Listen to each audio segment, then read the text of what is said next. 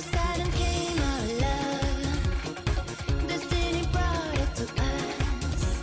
It left a blue scent in the air that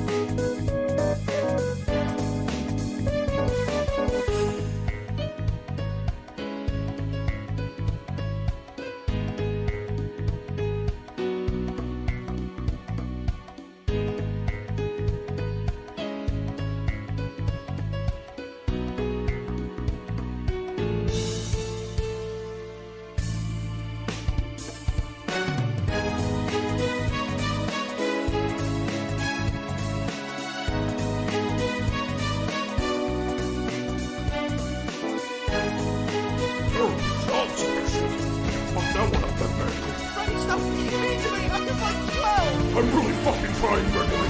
I'm really not gonna just throw dodgy money into my hard drive.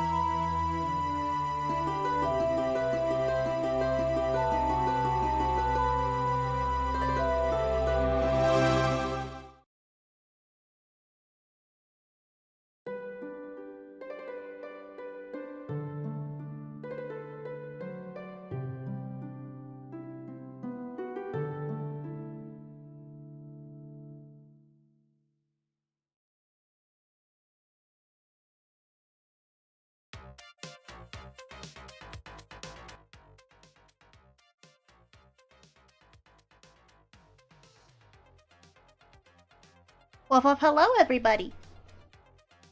I am here.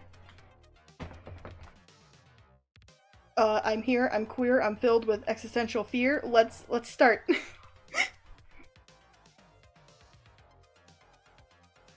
What is going on? The dog is here, what is going on?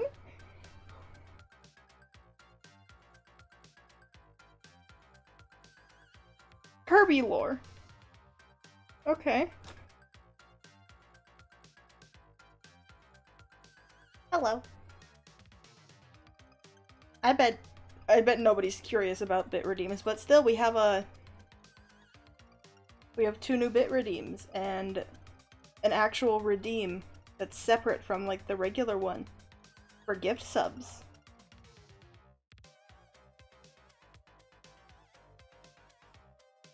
I'm not gonna do the thing I did before and be generous and play them. No. This is I'll be blunt with you. This is a ploy for money. Cause I need $21 through Twitch by the end of the month. Please, please, please, please. So anyways,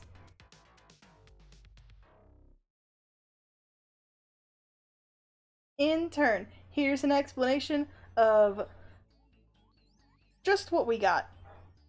I have a 500-bit redeem, a 600-bit redeem, Yeah, there's alerts for 500-bit cheers, 600-bit cheers, and a separate alert for if you gift 5 or more subs to the chat. I genuinely can't test play them for you because then I have to fucking. Okay, I'll admit it. I haven't moved away from Streamlabs entirely yet. I just set up alerts through them until I can shift stuff around. But so far, I have those. Please give me money. Where you see, 500 bits sounds like a lot, but it's like $5. So therefore, if somebody... It can be broken down into, like, 4 people can do something. I can break this down very easily for you. Our goal is $21. How we achieve that goal is either 11 subs entirely, or like 2,100 bits. Which again sounds like a lot, but it's literally just $21 in bits. That's like the one universal thing. A singular bit is a singular cent.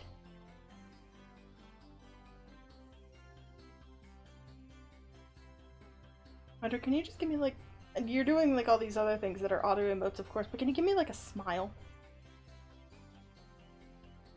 Just smile.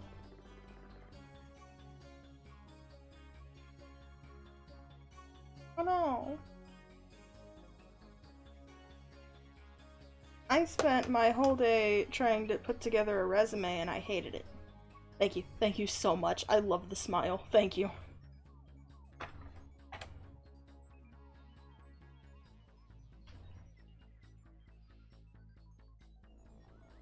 Potential money haver in our chat.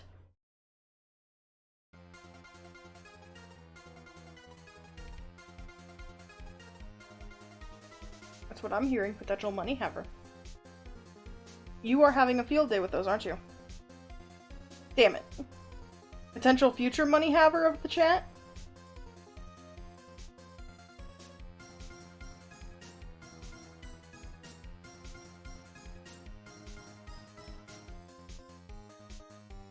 Sorry, I'm distracted already. I have found something that I wanted to do before stream, and then did I do it before stream? Fuck no, I was too busy with resume shit. My god.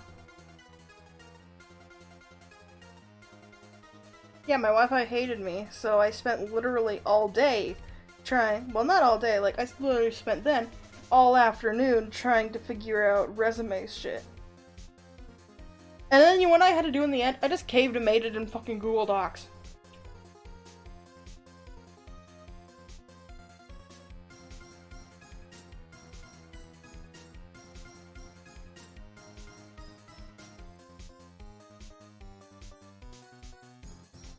I have $0 cash. Let's play the game. What does Luz have in Wolf's wallet? I have a debit card with about like $30 on it. I got a driver's license. Gift cards with $0 on all of them. A card to show we've been vaccinated.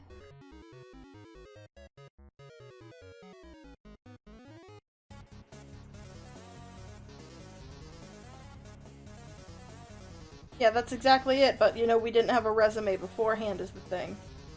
A Joanne's gift card with about like $50 left on it. Do not take my Joanne's gift card, it's all I have.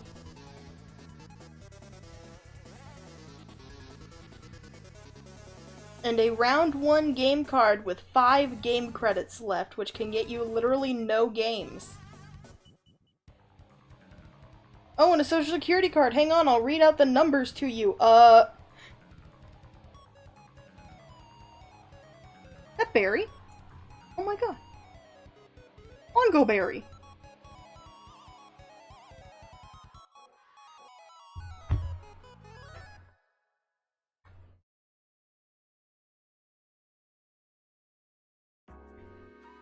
I love that like chat is actually still going and I'm just focused on, oh my god, I know that emote.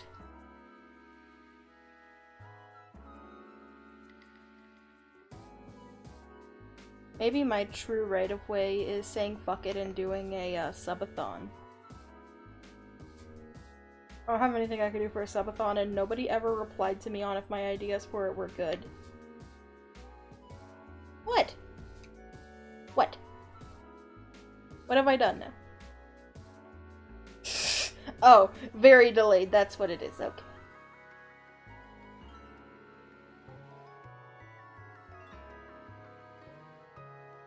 For 2,100 bits, I will read out my social security number to you. Thank you for the bunker.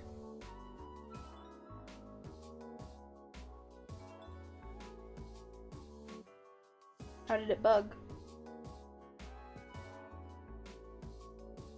Did it kinda snack?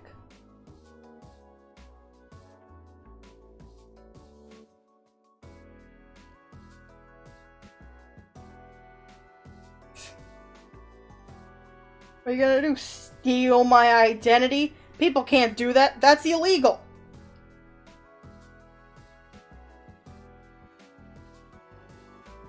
The joke I just said is I just had in mind is something Twitch would not like. And it wouldn't matter how many bits you give me because I'd lose my channel.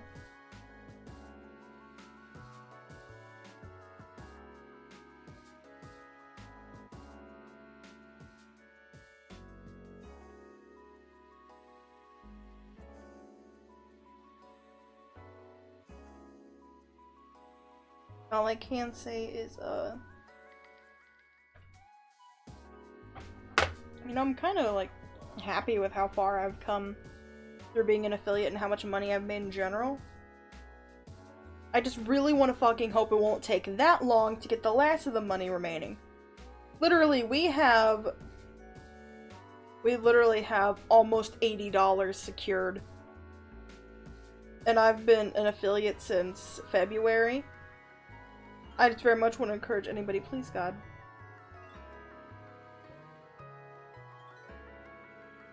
Please God, my bit redeems are cool.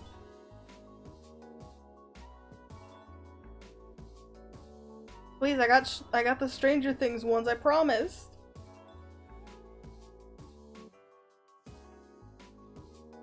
Or if all else fails, you can just redeem a Crabborg.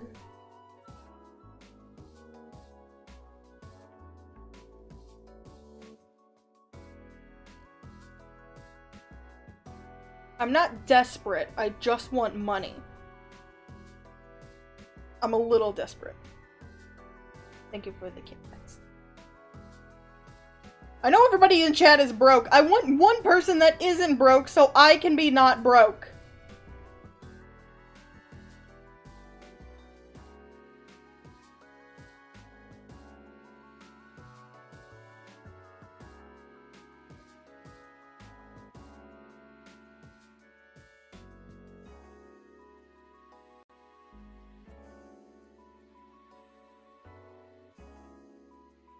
That's it. That's the whole reasoning. What song is this? I feel like I should remember what it is. I should have remembered what it is. It's from the Bayonetta soundtrack. It's Enzo and Drive. It's like the first bit of background music when you start playing the game.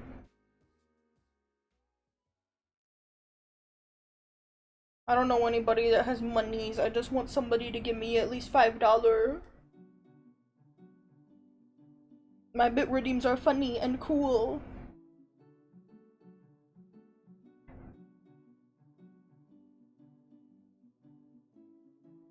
I don't know, I do know some people with monies, but I either don't want them seeing my Twitch channel in general, or in general, I feel bad asking people for money. That's why we're at the breaking point of, for the first time in our life, one of us in this system is demanding money from people, and it's me. Give me $20. Through Twitch. If you tip me that, I will cry.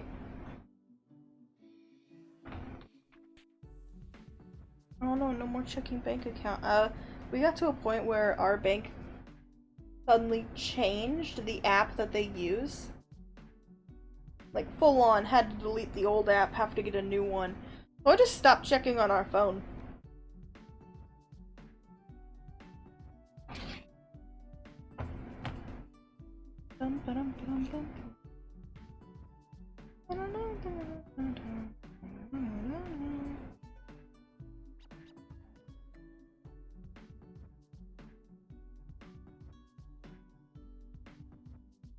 All I truly know in general is this much.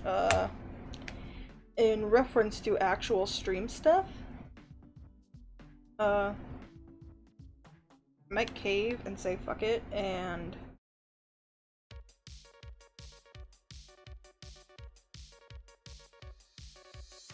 oh no. I might cave and say fuck it and play like, it'll at the very least just play Critter Space. I promised I would avoid Roblox, but at the same time, they're saying it's not anywhere close to like actually fixed and safe. And the Critter Space server said just make sure that anything you play on doesn't have the Coles admin plugin. But I don't know how the fuck to check if they do or don't have that. I know as they said we don't use that and we don't use like any free assets, so therefore Critter Space is safe. Maybe that's the true fucking way to get money. I just make shit on Roblox.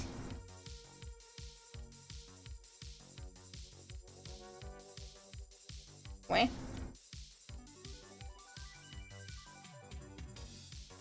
You know what? Fuck it, I am gonna play the thing.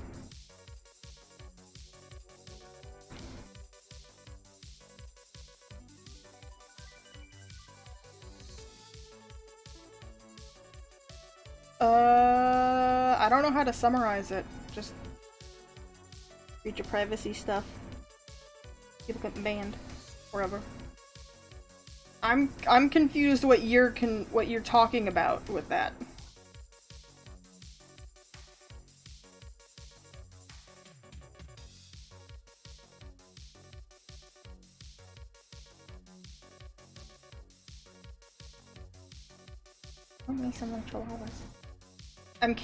I'm caving, I'm going to play the bit redeems.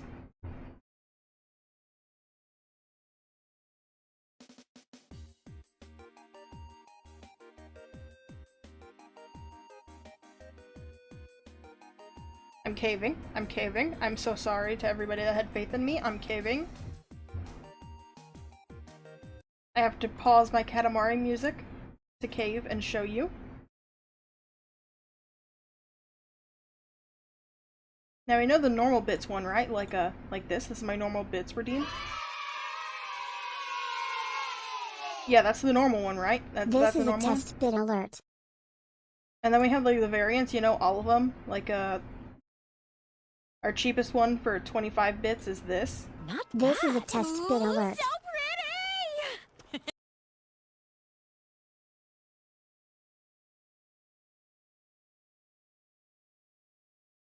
Thank you for the hit bets. Our second cheapest at 50. Oh, This is a test bit alert. cool, I guess. What was that? I said it was cool! Third cheapest at 69 is This probably is a test way bit too alert. cheap May I have for this how dance? long this draws out. To the 1, to the 3.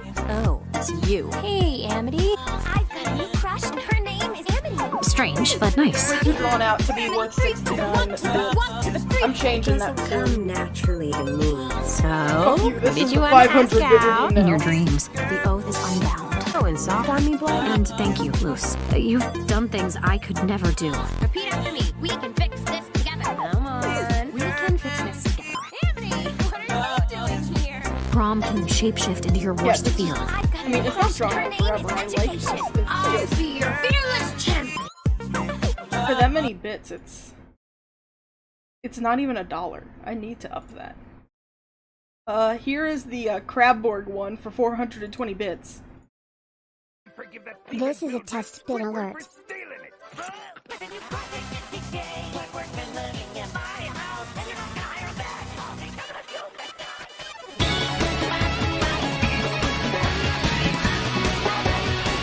I've only had somebody redeem this like twice.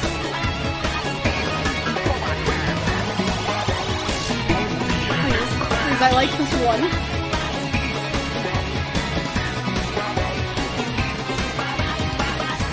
Please, I need to see this one more often. Throw money at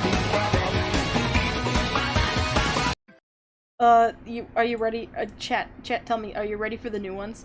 Are you ready for the new ones? The new redeems? Would you like the new bit redeems? I'll sit here and wait. You just tell me when you see it if you're ready. If you'd like them.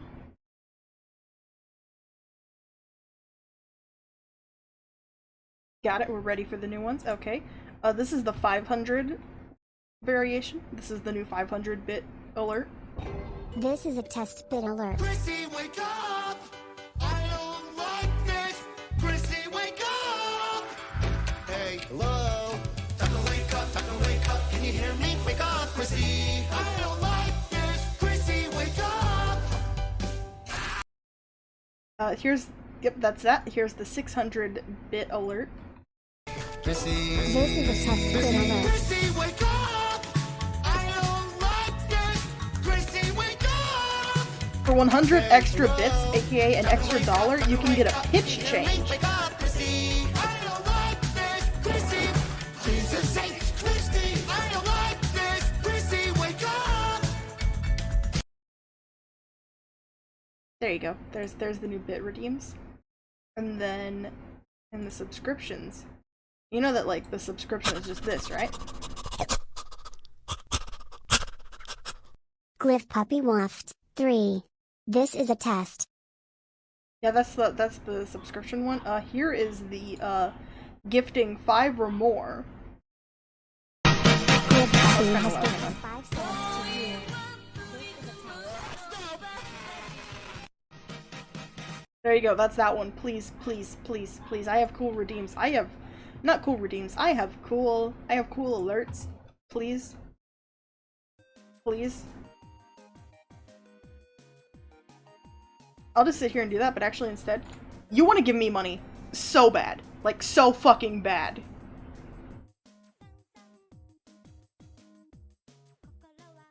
Like, just so fucking bad. There's no way to fight that urge. You just want to give me money.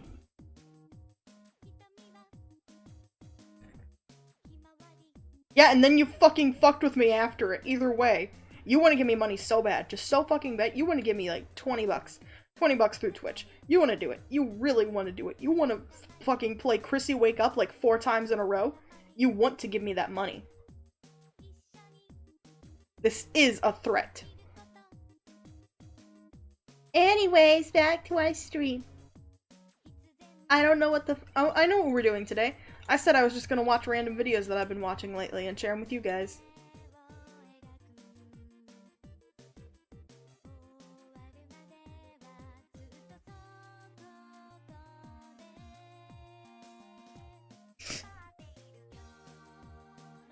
Does your bank have a web version that you could access through your phone's web browser?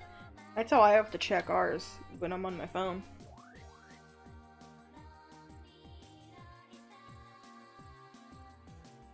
AKA, that's the way I gotta check my bank account majority of the time.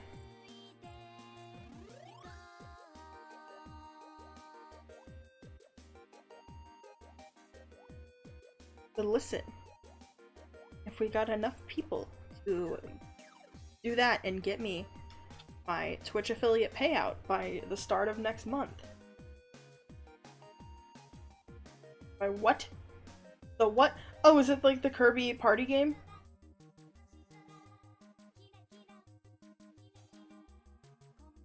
Shit, I still haven't gotten my Kirby Coldstone cup out of the car.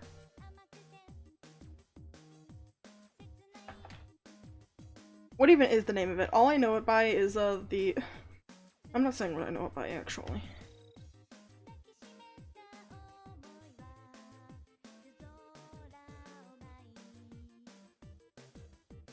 Oh yeah, Kirby's Dream Cook.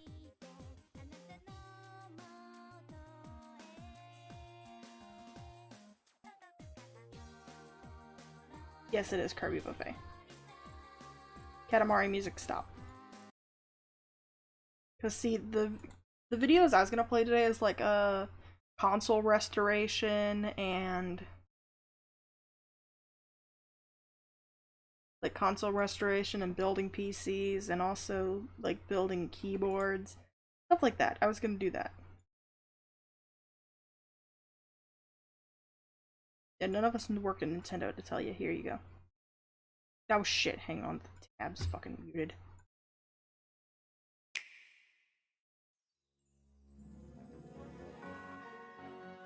I will not apologize for having captions on, by the way.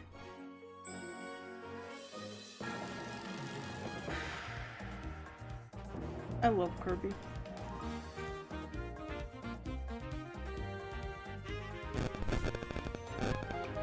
What are you picking up? I love Corbo. Ow, that mic's bugging. I love Corbo. I love Corbo. Is that it? Oh no, there's more. Perfect, of course there's more.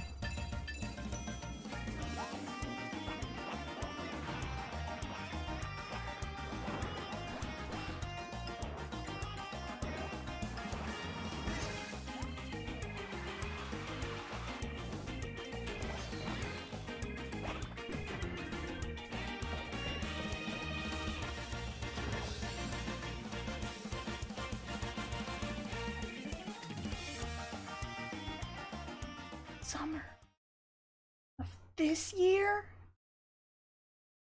When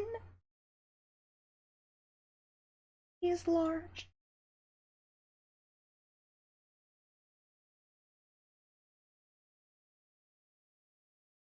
Oh hey, look, we can watch a fucking— wait, what? Show me you. Show me you. Oh no, you're old.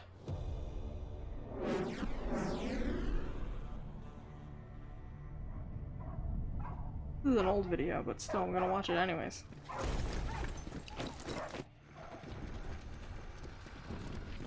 Hang on, shut up, we're watching Bayonetta 3 game— shut up!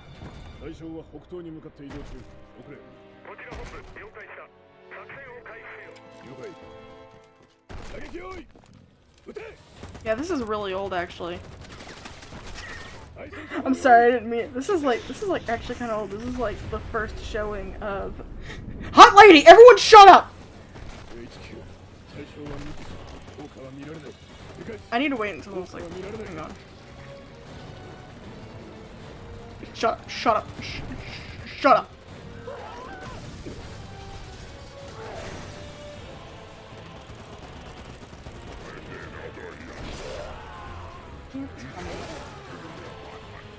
God, it's like a while into this trailer, isn't it? Yeah, it's just like— oh, there's 10 silence. I need to see where the 10 silence starts.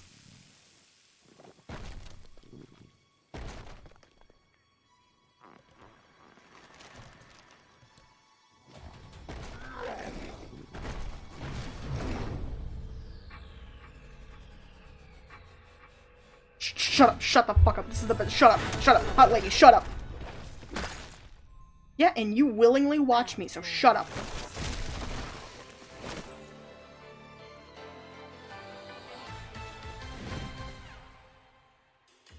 It seems I'm unfashionably late, but I'm ready to give you everything you want. I have seen way too many theories just about this game. That's a bit late into it.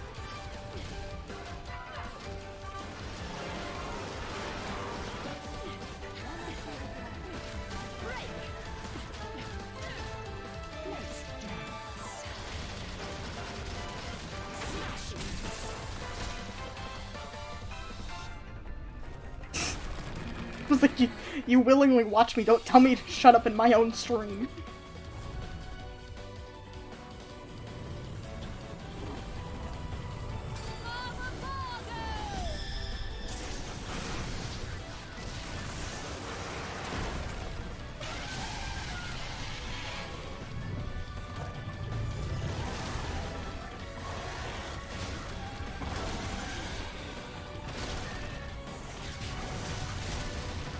All I know is that I'm kind of excited for Bayonetta 3. I still haven't finished my Bayonetta playthrough on stream. And whoever it was in system that bought them, actually like did full playthroughs of Bayonetta 1 and 2. None of us just remember.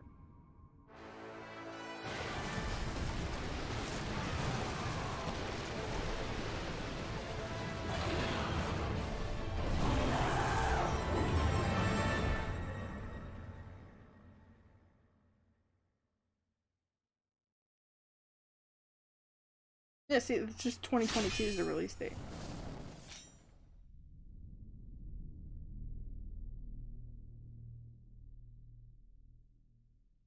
Because this was September 23rd of last year. It was part of the direct. Oh my god, guys, let's look at the full list of songs for Just Dance 2022. Let's see how fast we get fucking struck for that.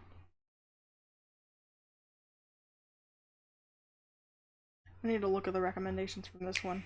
Again, hang on.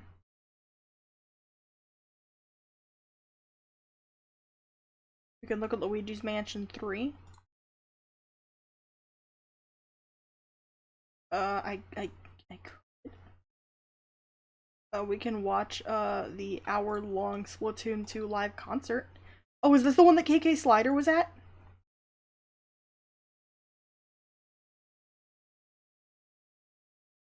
Or YouTube can hate me? YouTube? YouTube? YouTube? YouTube?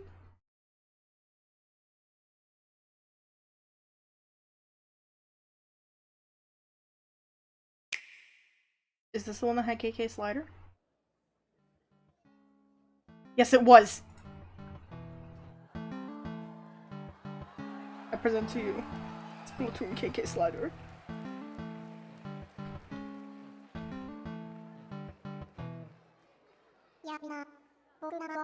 Speaking Animalese.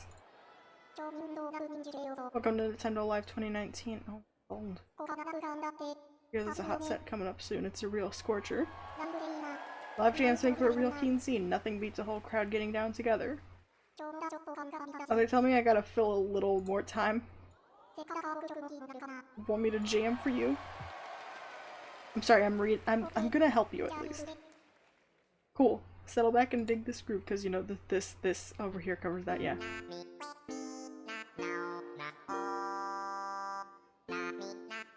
Wasn't this like also actually a teaser for New Horizons because it wasn't out yet? Yeah, because this was, you know, from 2019 and the game came out like March 2020. So this was literally also their promo for, oh, you should be excited for our next Animal Crossing game. And now it just kind of still feels a little lackluster and they go, ho, we're done giving you free content, shut up. It's hard loving Nintendo. Real fucking hard.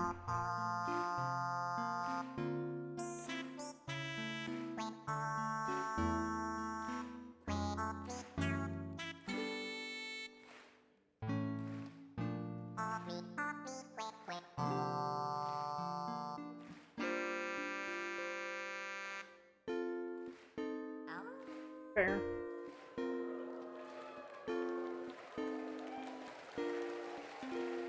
Yeah, and then doesn't he play like, That's okay, I'll wait. Dogs don't speak over other dogs.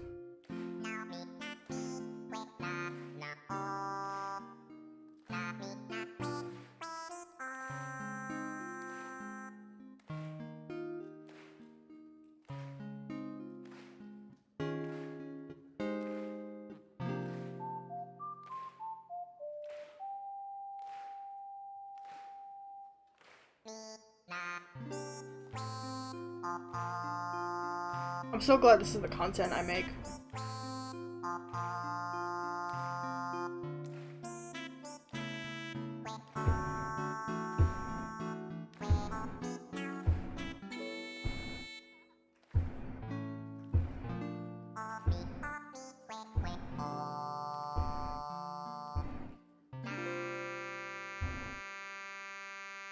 Doesn't he play Splat Attack at the end?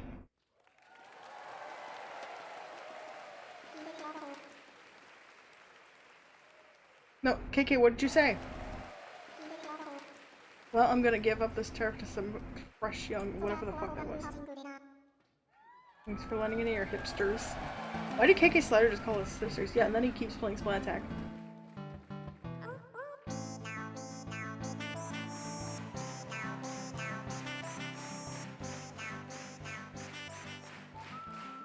Oh no!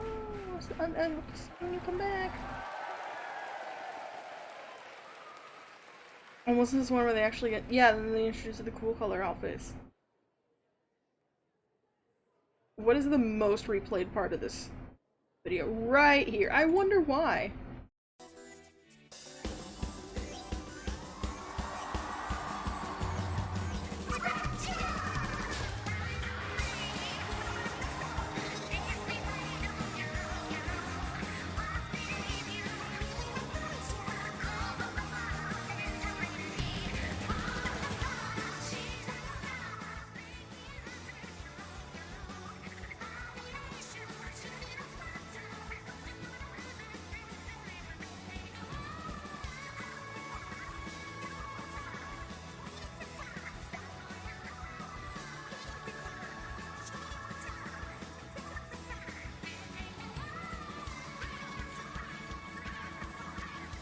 Oh wait, isn't this the one where, like, on their way out? They did succeed. Isn't this one, like, on their way out? Pearl does a little pose on the way out, and then Callie looks over at her and mimics her, and then everybody said it was really cute, because it is.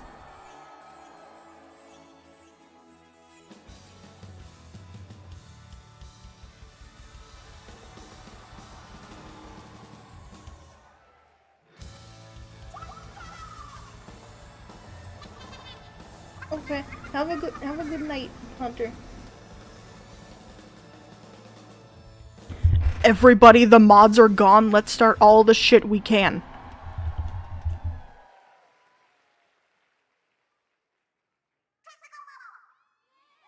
Speaking squid language. It never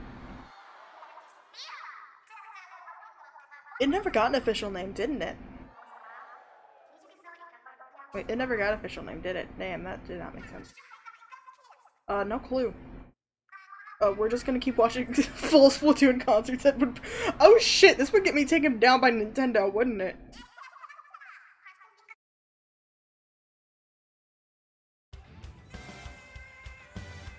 Sorry, I'm double checking if I'm right about the whole poses on the way out thing. Yeah, hang on.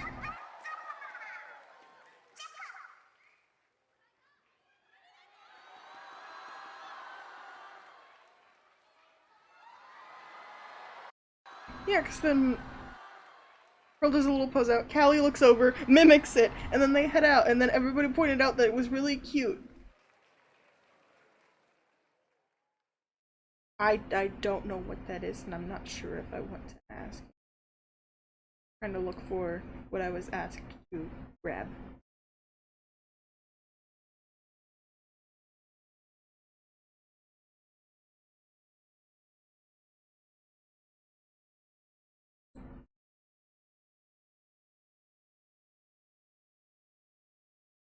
We used to be like really into Splatoon, so I like sharing this stuff.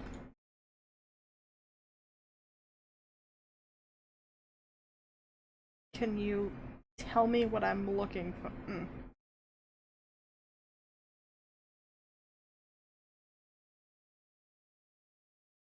Okay.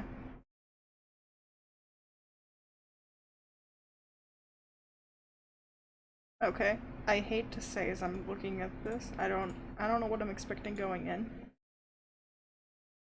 All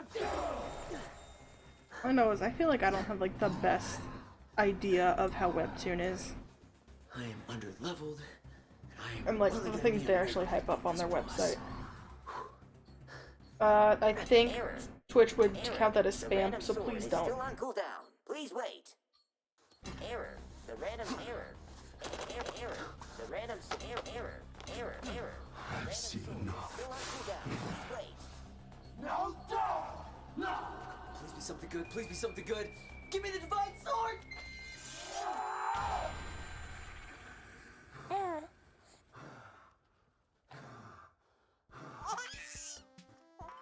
The Boing Boing Sword. Blocks one attack, no matter the damage.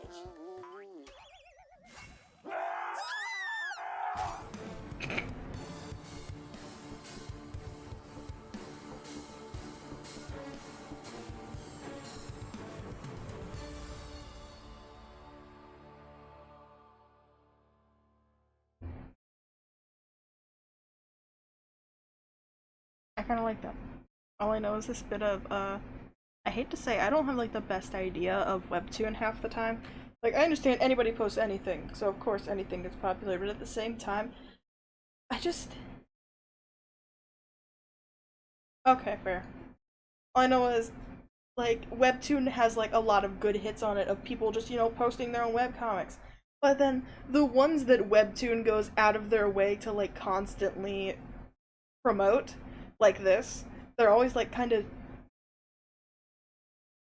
you know?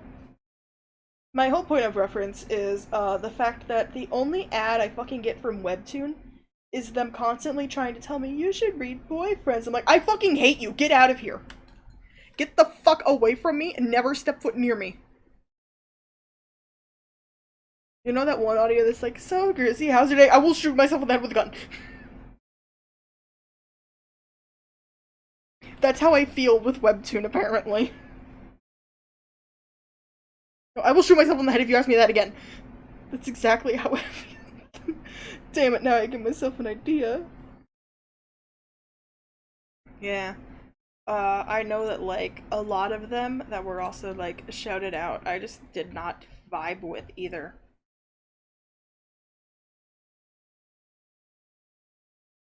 They're just like, oh my god, you should read Lore Olympus, and then all I see on my fucking dash for the next week is everybody pointing out the shitty stuff of Lore Olympus. And it only starts getting pointed out when the webcomic starts getting shouted out by Webtoon themselves. So I have, like, this love-hate relationship with Webtoon. I actually don't read any webcomics in the first place, so that probably adds a lot to it. But still. Oh hey, this is, like, along the lines of what I was gonna show off.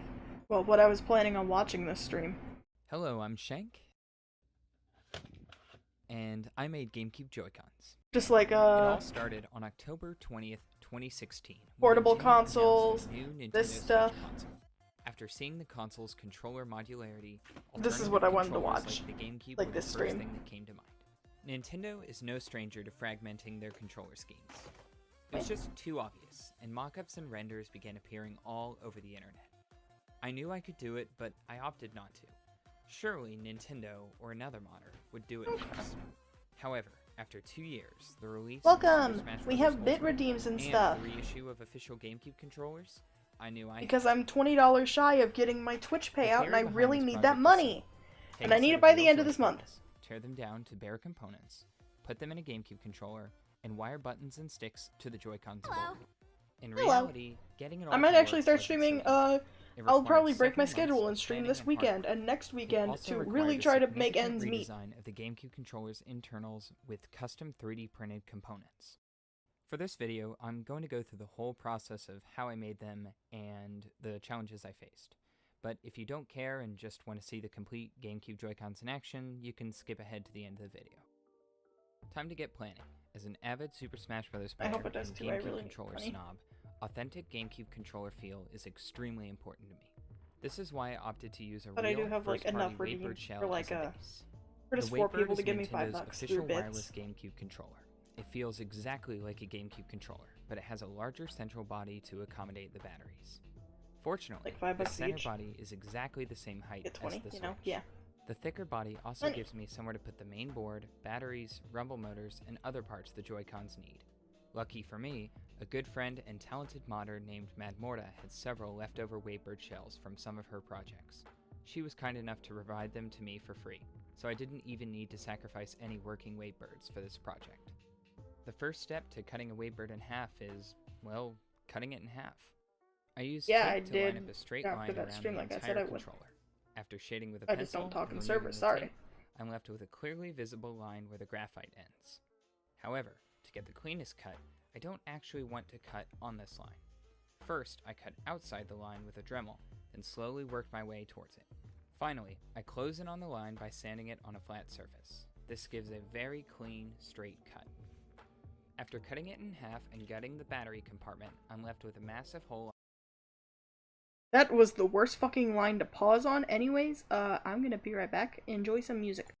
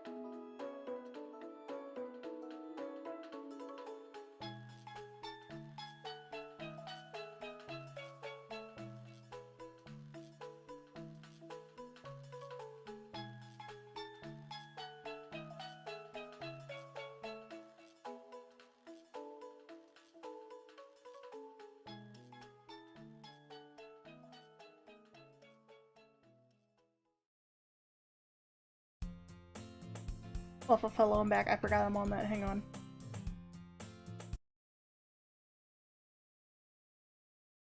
Literally, right as you say it. Well, hello, welcome. Oh, come on. Don't you hate me that much.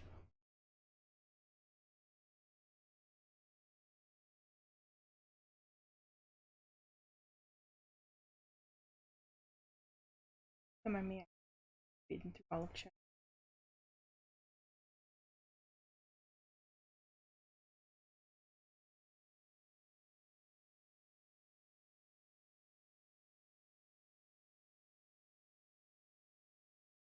Well, hello, we are watching just whatever I feel like.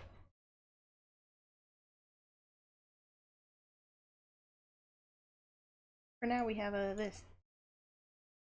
GameCube Joy-Cons. On two faces of the controller. I scan the controller and trace the faces in CAD to match the organic geometry of the controller. I also needed a way to properly mount the rails. Securely mounting the rails is extremely important, as the entire weight of the Switch rests on these rails.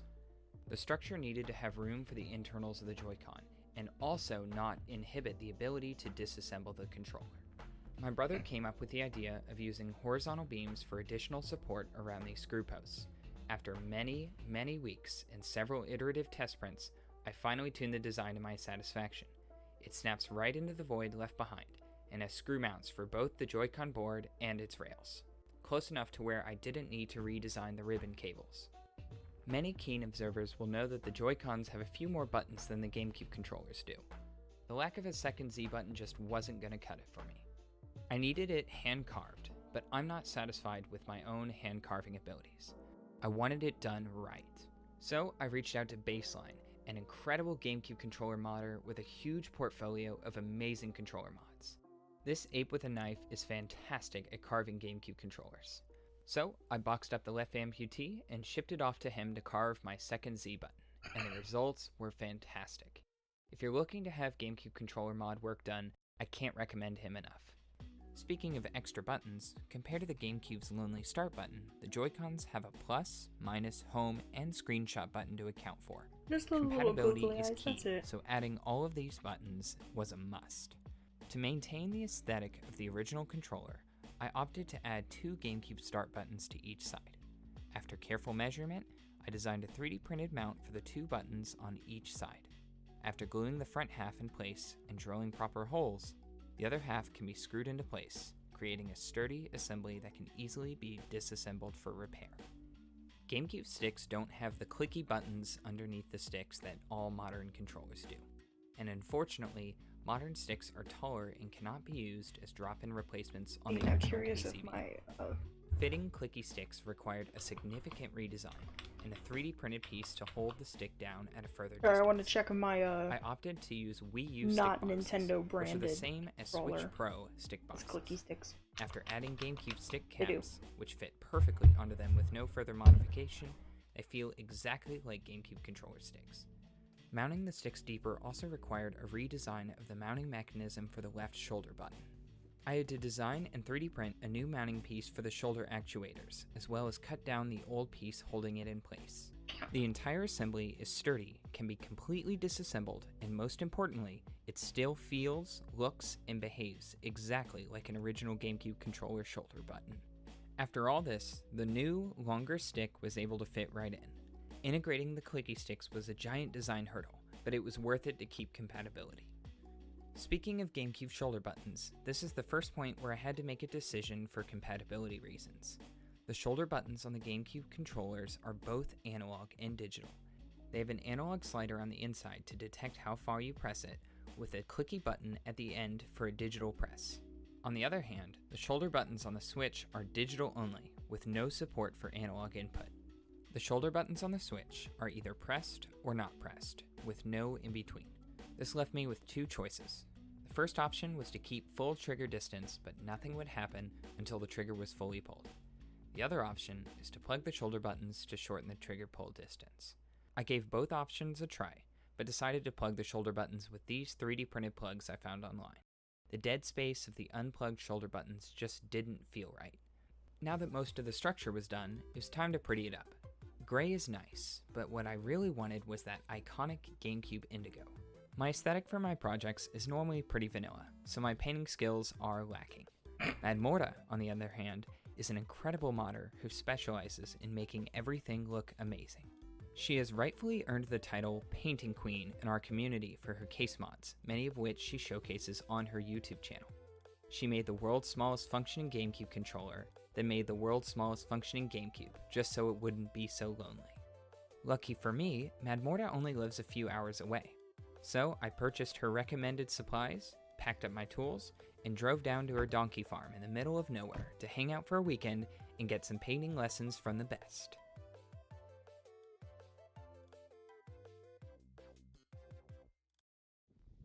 Dog, there was a dog there, dog.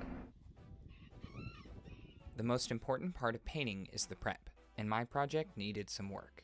In order to smooth out the 3D printed components and blend them into the body, Madmorta recommended a process using Bondo's spot putty. I applied the putty, let it dry, then sanded it off. After that, applying a layer of primer lets me see what else needs work. Then, I applied more putty, let it dry, sanded it off, sprayed more primer, added more putty, let it dry, sanded it off, and so on and so on. This was by far the most tedious part, but it was worth it to get the desired smooth finish. Now that the bodywork is done, it's time to paint. With Madmorta's guidance and recommended brand of paint, I applied an even coat. With all the time I put into bodywork, I was pretty nervous for this part.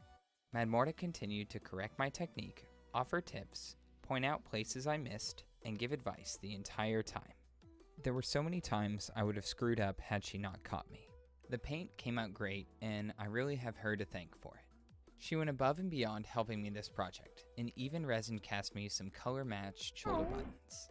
Madmorta is an extremely talented modder, and if you like these kinds of mods, I highly recommend checking out her channel. I also want to give a shout out to her eBay store, where she sells a huge variety of custom resin cast Joy-Con replacement buttons. If you ask me, that is She's like really the best way to creative with all advertise her them. buttons, but my personal Fucking favorite throw are her 'em all down. GameCube themed Done. ones. They only take a few minutes to install and serve as a great first project to dip your toes into modding. I'll leave a link to her eBay store in the description below. Unfortunately, at this point, it was time to pack up and head home. The bodywork took so long that I wasn't able to start painting until the last day. This meant I was on my own to apply clear coat, without her supervision. Thankfully, I was able to use what I learned from my trip to apply a decent clear coat without screwing it up. Finally, it's time for my bread and butter, the electronics. I've rewired plenty of controllers for portables, like the portable Wii's in my other videos. So, in theory, it should be the same.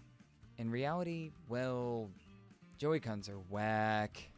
On normal controllers, connecting the button's data line to ground presses the button. Joy-Cons have multiple grounds, and different buttons must be connected to the right ground to work. Some buttons even need to be pulled high instead of connected to ground to work. I was able to find documentation online by Deku Nukem that had many of the soldering points. His work saved me quite a bit of time, but his documentation was mostly software side, so it didn't have everything I needed. It took several days of soldering and troubleshooting under a microscope, but I was finally able to figure out how it all worked. It required some fairly difficult soldering points, including tiny resistor pads and fine-pitch ribbon cable connector pins. Unfortunately, this project is not one I would recommend for beginners. Oh, I don't sorry I'm remember not talking how a many ton. times I'm I had focused to on like close, finding other videos test, to play after this, and reopen, also just troubleshoot this project. I don't know why I suggest these because I just silently The watch GameCube these like, oh Joy-Cons yeah, are I'm now enjoying closed this and so fully much, and then I don't say The anything. project isn't done yet. These Joy-Cons have everything real Joy-Cons do, including wireless functionality. To take this project above and beyond, I wanted to make my own centerpiece for the best experience when using them wirelessly. I took some measurements of the Joy-Con rails and the GameCube Joy-Cons themselves to mock up and 3D print a centerpiece. Once again, I repeated the process of sanding, priming, painting, and clear coating to match the look of the GameCube Joy-Cons. They snap right in and match the geometry of the original controller. When inserted, they are the exact same width as an original GameCube controller, and they look just like a Wavebird. Kinda funny how this project has gone full circle. Finally, after months of work, the GameCube Joy-Cons are done.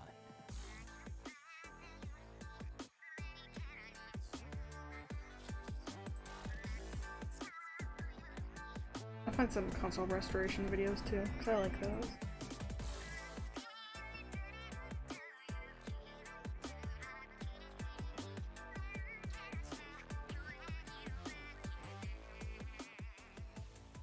They use real GameCube controller parts, so they feel exactly like a GameCube controller. With real Joy-Con hardware inside, they have complete functionality and compatibility.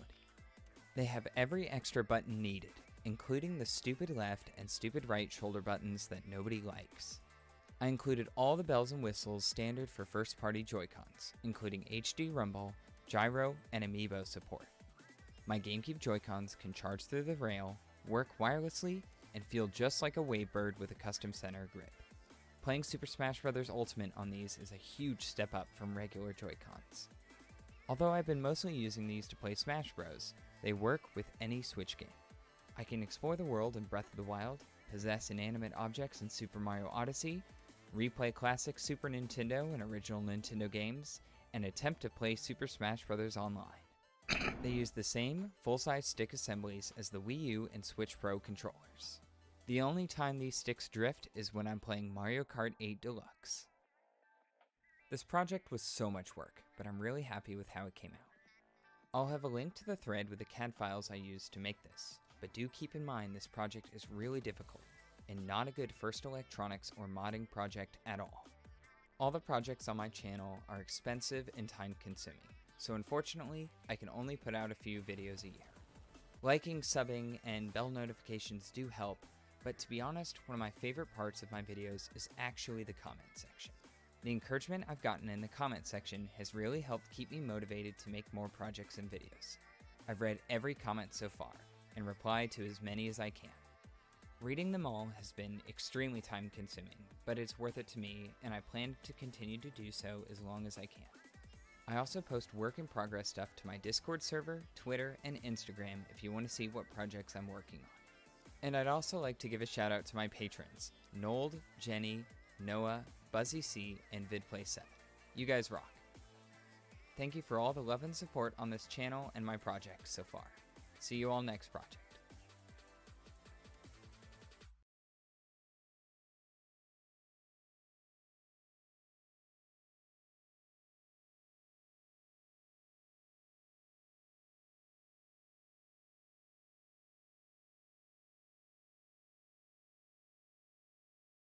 I'm trying to find the PlayStation 1 video that I like. There it is.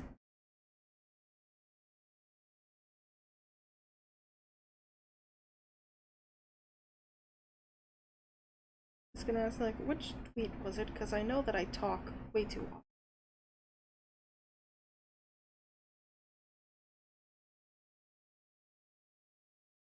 Kindergarten speedruns are incredibly hard.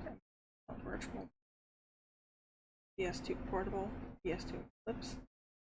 The history video on Beatmania that I didn't play last time. No. I don't know why I like easy species videos, I just do.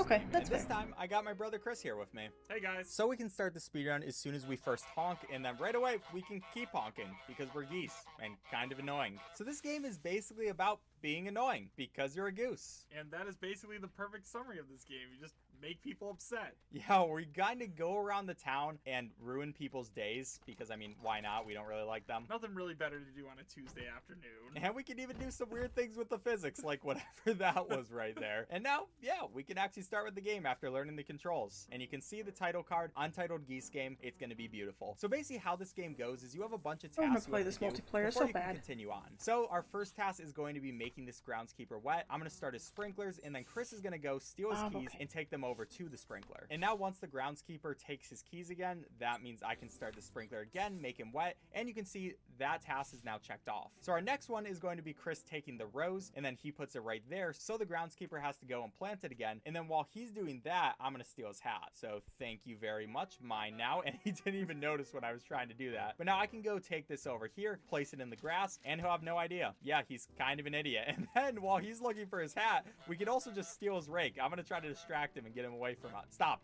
Dude, no. Okay, I'll take his keys so he can stop being annoying to us, and Chris can just keep taking his rake. One of the strategies that Okay, I we found use it. in this game is that if a human does try to chase us while we have an item that they want, if you drop them, they'll get focused on something else. So, for example, he just went to look for his hat after we dropped the rake. And now I can give an he can't find his example. hat, I can so he has to explain put the on a sun backstory. hat, and that's going It to was be from an another old, objective, which means now charity we can stream move that on to Dana the next did. area. Because And I once just you do muted enough it. objectives, he's going to put up this sign. I love that and so much. yeah, we kind of just have to wait right now. You can see geese just doing what geese do. And as he tries to hammer in this sign, I am going to try to break his finger. Because why not? Chris can take his keys, and then we're kind of going to try to get over him. So you can do that and just try to climb over. Okay, just try to get around him. Go, and go, perfect, go! let's go. So he stole his stuff, and now he's going to try to chase after us. He probably will catch Chris, so Chris is going to have to take his keys again, but he's going to keep coming after me. And okay, we're so far away from each other. It's so hard. But if I drop that, now he's going to go for his keys because he has higher priority on the keys than he does the shovel. So now Chris can keep going around with that, and I can place this in here, and the woman will think that it's now her property. So now we'll go back, get this keeper again. Okay, little boy. And now we can steal this guy's keys. He has some weird stuff he's doing. Stop it, dude. Just let us take your keys. It's not that difficult. And now we can take them over here, which he's then going to try to buy back his own item. And little Timmy, stop it. Okay, so you can place his keys right there. I'm going to start terrorizing little Timmy by taking care of his shoelaces and scaring him away. And Chris is going to go take his other glasses. And yeah, we can basically do all this stuff at the same time. So I'm going to steal his glasses. Chris is going to give him the new glasses, and he's going to be like, oh, those are mine. And all while this is happening, you can see that he is buying back his own shovel because he's an idiot. No, not yet. He still has one shoelace. Oh, no, it might be okay. He tied it. He tied it. Okay, Oh, he well- does have one. Okay, that was really lucky, actually. So we're gonna scare him into there. He's gonna be a little wimp about it. And now Chris can wait right over there while I go and steal her broom. Okay, excuse me, garden keeper. And this broom is in a really annoying spot, but I'm gonna start taking this so then we can break her broom because we just really don't like her. While he's trying to break the broom, I go in and get on TV. Now I'm a famous duck. Or a goose. Or a goose. Well, pretty much the same thing. But there we go. I broke the broom. We're gonna steal a pair of her My sunglasses, and we can move on with our lives. So we're gonna try to aggro her to come near us. She's gonna take her broken broom to try to like hit us with it or something like that. And now I can place those right here, and she's gonna come right up to the garage and try to enter it. Now when she does that, Ben's gonna run inside with the glasses, and we're just gonna trap her inside. Yep, and that's Easy as that. perfect. So now she's trapped in her own garage like an idiot. So now we have a little bit of waiting while she gets some like goose repellent or something. I don't know what she was trying to get, but now she's trapped in her own garage. So she will open up this area for us and we can continue on. Thank you very much. I appreciate that. And I almost didn't get out of there, but she's like, okay, I give up with these keys. We stole her stuff, but she was just done with us at that point. We're already terrorizing the community enough, to be honest. I need to now play we can this see game the on new stream guy, someday. which I is gonna adore be this dude, and it's time to terrorize him. So what we can do right here is steal his sandal, and yeah, he's just kind of an idiot. So that's mine now. I'm gonna place it just out of his reach,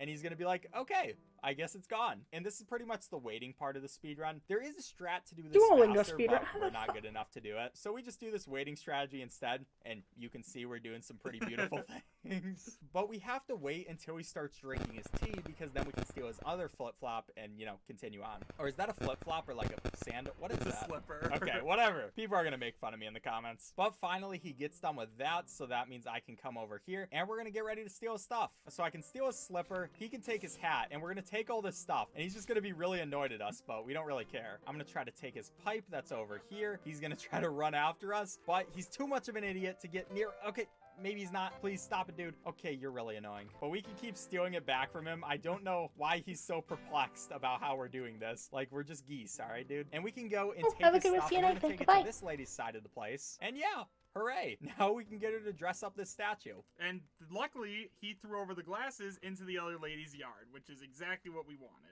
So now we can place those all right there, and the lady should come over and dress up the statue for some reason. I don't really know why she decides to do this, but I mean, good for her, I guess. And while she's doing that, Chris can go over and steal this stuff, and he's gonna pose to be it. And now she's gonna dress that up, and then while she's doing that, I'm gonna terrorize this guy by making him spill his tea on himself. So I can wait a second, and as soon as he does that, I can hit the dong. He spits it out because he's a jerk. And yeah, hooray, now they're gonna have to have a talk. He's gonna be like, why did you just do that to me? So now we just have a little bit of a waiting point where he just gets mad at her. She's gonna have to go set up her bow again, and I'm gonna get her to look at the bow, okay? Or I guess she'll come right now. Hopefully this won't mess up the cycle, please. Oh, I just messed everything up. Okay, that's okay. It's just gonna be a tiny bit of a time loss, but that wasn't the best. So as soon as she sets up this bow again, I'm gonna get her to come after the bow, and then she's gonna try to put the bow on Chris. Now, as soon as she does that, she realizes, hey, I'm a real goose. So now we're gonna steal her vase, knock down her table over here so we can use it as a bridge. Yeah, there's a lot of stuff that's going on right now, and I'm gonna take this bow off of him, or at least try to. Okay, there we go. And we can get the guy over here to try to throw the vase over to her.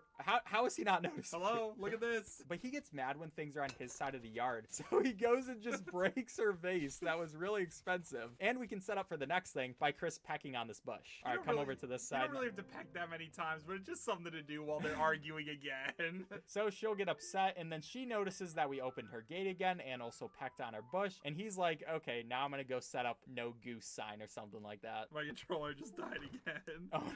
Oh no. His controller died. Hopefully Wake it'll up! be okay. Wake up! Okay, it's back! It worked at the perfect time because we didn't really have anything to do. Okay, yeah.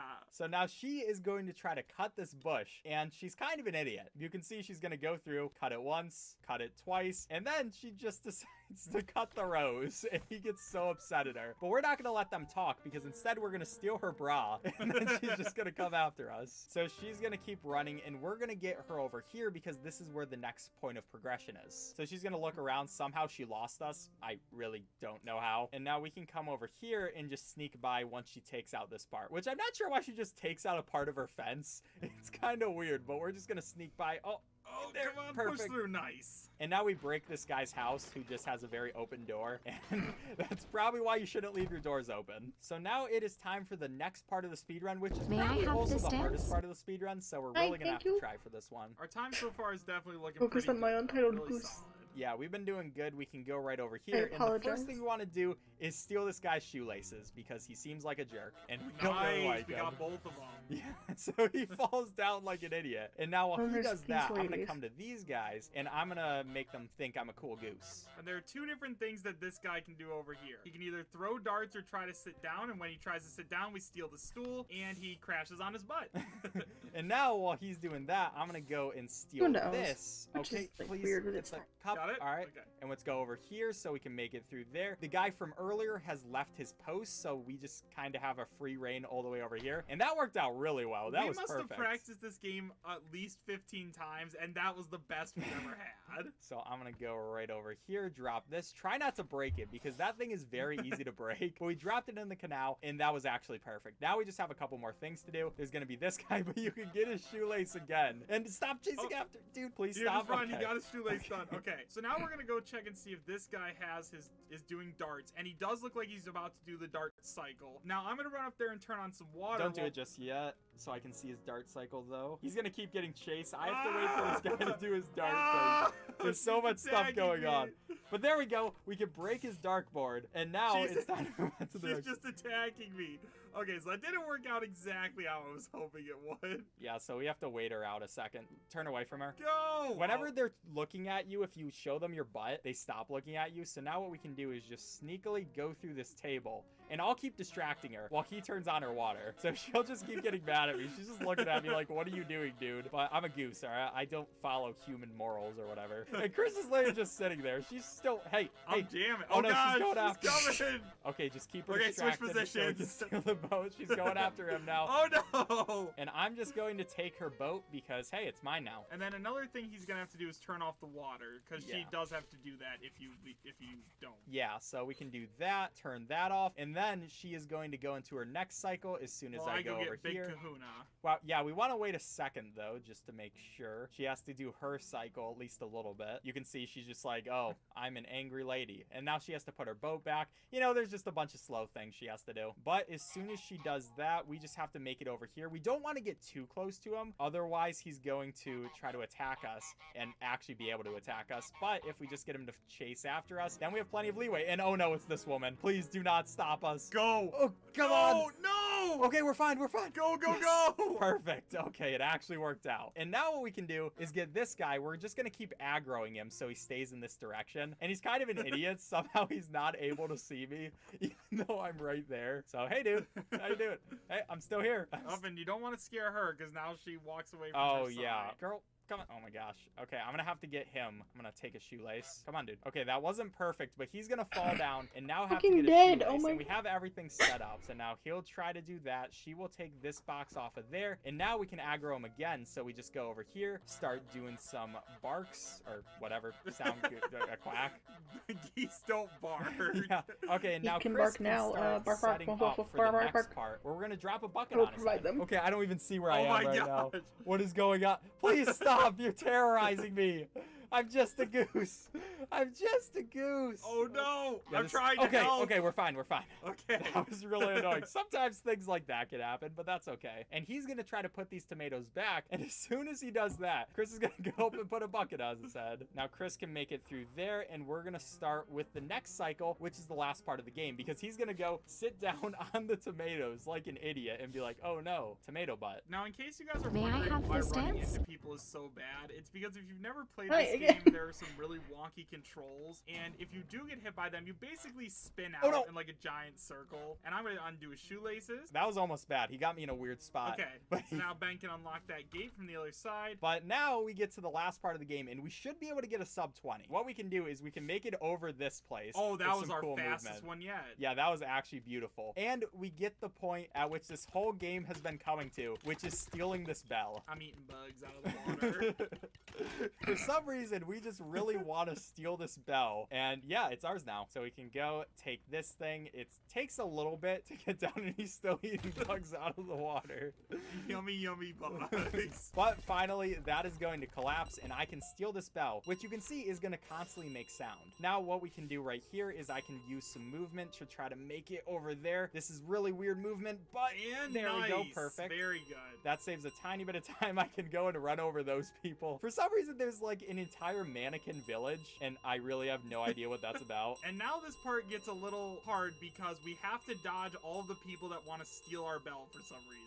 Yeah, so what we're gonna have to do is just not let any of them find us. They're gonna come over here. You're gonna have to steal shoelaces. Trying to get him, but he's kicking me right now. Okay, maybe I can make it through. Oh, no, Oh, get the bell. I'm trying. Get Okay, it. we Go, got go, it. go, go, go, go. We're so close. Get the bell. No, get it. Give it back. Give Okay, it back. let's go. Let's go. Okay, that was I terrifying. think that's probably the hardest part of taking back the bell is all these people. And then they just give up. They can't cross the bridge. They're like, okay, whatever. You cross the bridge because we're not touching it. But that's definitely the hardest part, especially because there are just so many people. And now we have a much easier job, like this lady who's just gonna be an idiot. Yep, so I'm going to juke her out while Ben goes ahead and knocks that down to create the bridge again. Yeah, so I can do that. She is catching up. Oh, no. Oh no! Oh no, why is the Stopped a mic little too early. bugging It's okay. again? We can make it through. Oh no! Yeah, go. Nice, nice. Go, go, go, go, go! Oh, Oh, god! she's terrible Okay, at this okay. game. And now we have to juke out this guy as well. He's gonna be really annoying. I'm gonna quack a couple Oh, of times. nice! And that was perfect. And now we just have a couple more people we have to make it past. Right now, we're only at 17 minutes and 30 seconds. This can be a really good time if we just hurry up. Running as fast as my goose legs can go. Yeah, pretty much. There's not much you can do to speed this up. You just have to make sure nothing bad happens. Still, my favorite thing is just the fact that Specific they ways tried of so doing that, hard to like make the going under geese this look table, different. so she's not able to chase after us. But she got a really good angle on us. Okay, this could be bad. Actually, they both got a really good angle. Oh no! Yeah, that is really Okay, unlucky. I got it. Let's go. Okay. Oh gosh. And we don't even see the kid. The funny thing is, if you see the kid, he's gonna try to take the bell from you, but then you can just honk and he runs away. It's actually kind of Okay, hilarious. good. Now they give up. And we got Farmer Bob over here, so we have to juke him out. And oh gosh, good thing he's slow. Oh no! Help! Okay, let's go. Get the bell. I can't get it. Go! No, Farmer Bob! No, please! We need this sub 19. No, oh, you not got his the keys. keys. Okay, Okay, go, let's go, go, go, go. go! Oh my gosh, this is really gonna be close. Just gotta make it into the water, and then he will get his boots wet, so he can't walk anymore. This is gonna And be really Rake close. in the I think lake. this should be the sub 19 Come though. We're just on. gonna go. I For still some like that reason, that's it one of feels them, like just we're walking rake in so the lake. slow at this point, Have a but we're picnic. just slowly making it through all the way back through the entire game, and it's kind of a beautiful ending, seeing all the journeys we went on, all the people we terrorized. Get ready. You ready And to then stop finally, the time? we can end time as soon as he Boom! drops this bell. Let's go. That was our best 1850. time. game. Yeah, that's Where an does that get us, 1850. That's pretty good. So now we can just be geese and like. My do controller the- just turned off again. Wow. Well, it was the perfect time. That was the perfect time for my controller to go off. And now if we look on speedrun.com, we'll see that we got a nice and comfortable 7th place. We'll take it. Definitely. But I'd like to thank you all for watching. If you enjoyed this video, please leave a like on it. It really helps me with the YouTube I'm gonna algorithm, pull and up, I'd really appreciate it. Also, check out my brother's channels. I'm going to leave them in the description. A restoration video. I haven't watched this one yet, and I've wanted to. Speedrunning and Pokemon challenges. Yeah, so be sure to check me out. And of course, if you enjoyed this video, check out my other ones. And if you do, subscribe. But enough shit. So, I have some queued up. Well, by queued up, I mean, I have all of them linked to myself in a private server. So I have, the order we're gonna do is we did build one, the GameCube controllers. We're gonna watch a restoration video, then we'll watch, one about somebody making 3-key keyboard, another restoration. In that order, basically. Build, restoration, build, restoration. I don't know why I like the console restoration ones. They're just nice and pleasing. Oh, to be treated as gently as somebody taking care of an old, broken down console.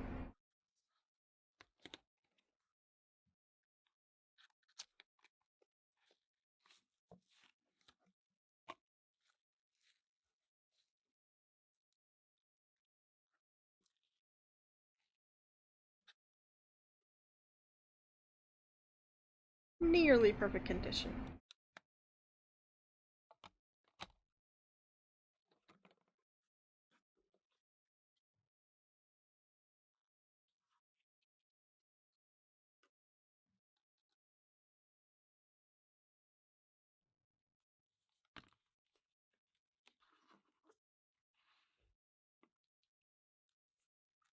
Yep, that's perfect condition, actually.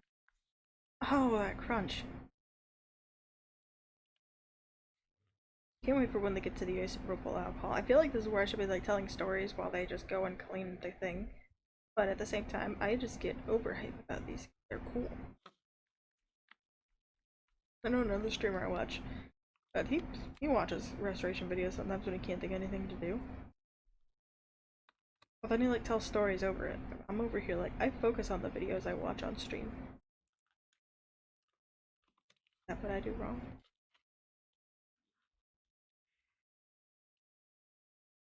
Oh man, okay, you know what, actually I can't tell stories. Your battery reminded me of one thing. I'm so upset. I went to go play my keyboard today. You know, my actual piano keyboard. No.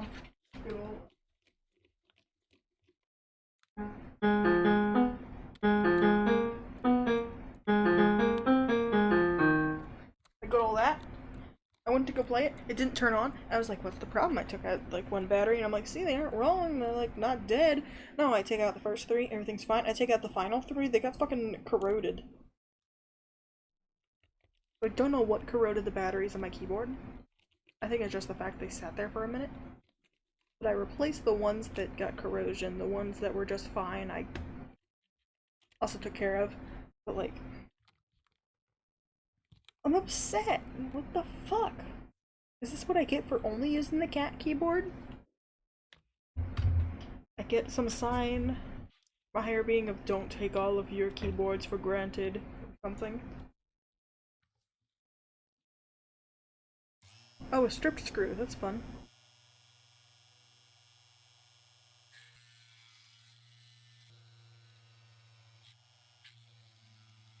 And I just automatically see him taking a tool to it, and I'm like, oh shit, that's not coming out normally, is it?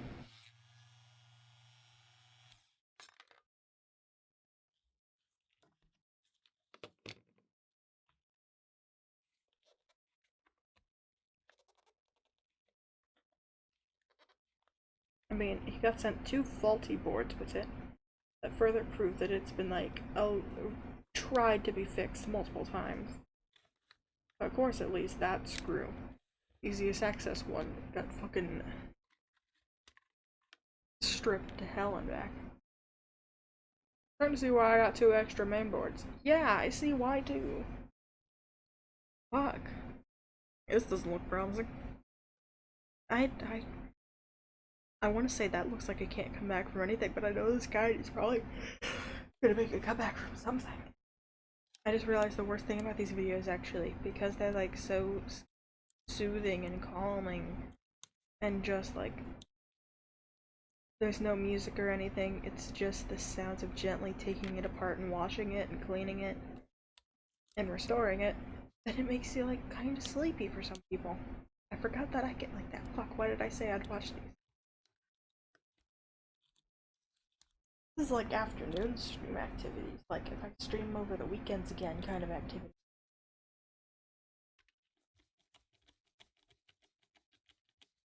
I know I said I'm gonna try to stream Saturday then. Break my schedule and stream extra days.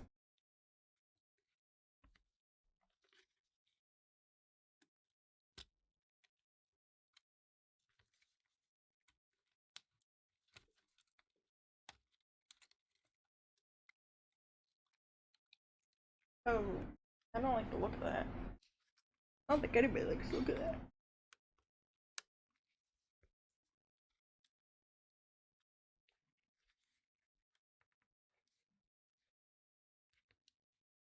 Ribbon cable is stuck because of all the rest. Oh no.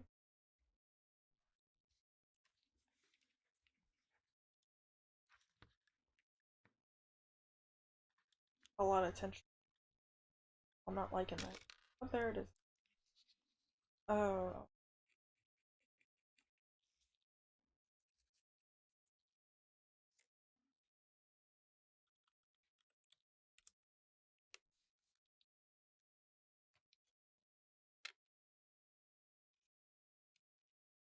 I always like seeing people take the buttons out. The membranes and stuff, and it looks really nice. All the small go into the button thing. Why is my mic not picking me up well? Not my mic, but Vieto too. Okay, all is well.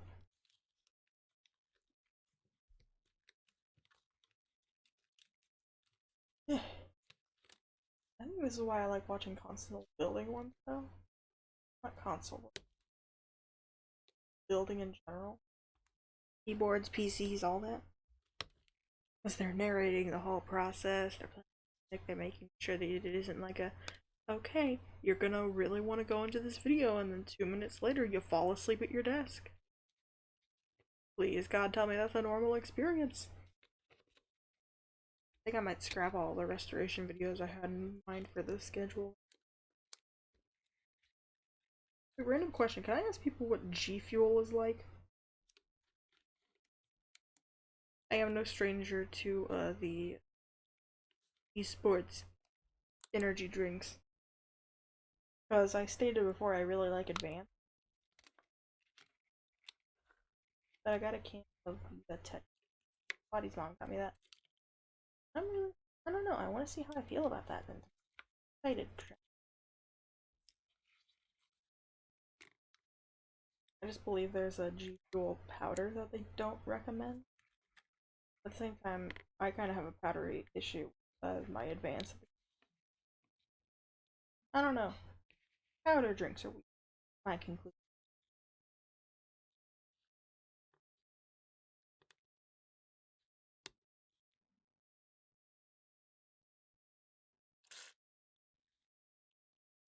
A lot of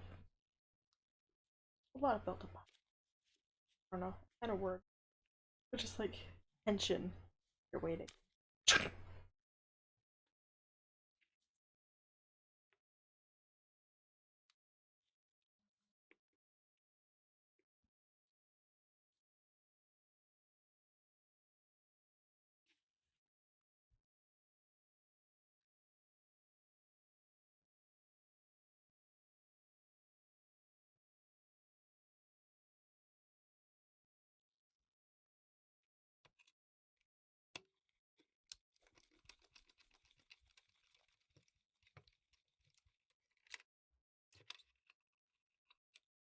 Just like the way of seeing all of the internals too. Nice. I don't know why, it just is to me. I think there's being a little dog over here. Oh shit. Up to 8.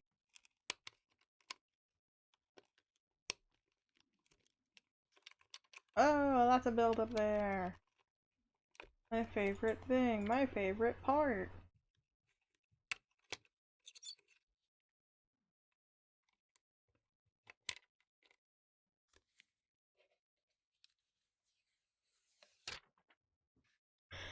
I joked, I don't know, I don't hate anything of this, I just like bleh, like heavily rusted over stuff. I don't know why, just bleh. Plushies. He includes a rubber ducky in this, right? Yes, he does!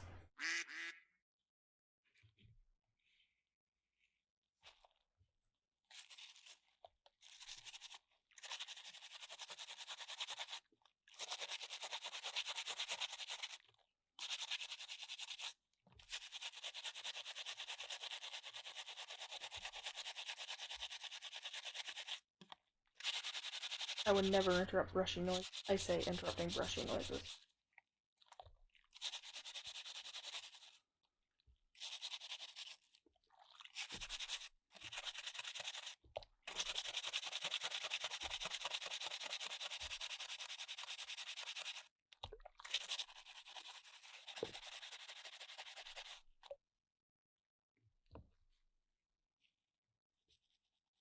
It gives him a little brushy in it. And the head pat. At least took down like majority of the IPA bath. Something doesn't have anything.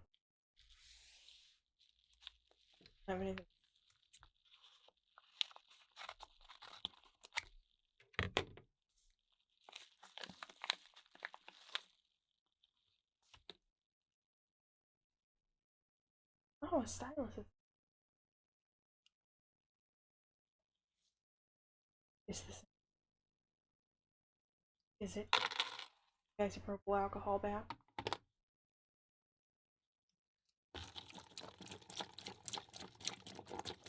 Oh, it's purple. Why am I blank? I don't know. I feel like this. Yes, there's the lights.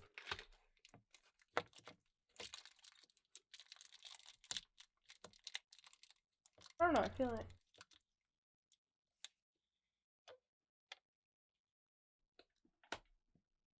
No, I don't. I don't know. I'm a little dumb. A little tired. I'm a little extra.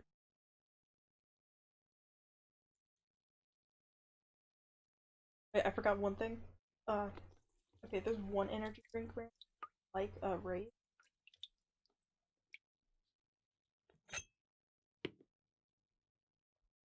Oh my.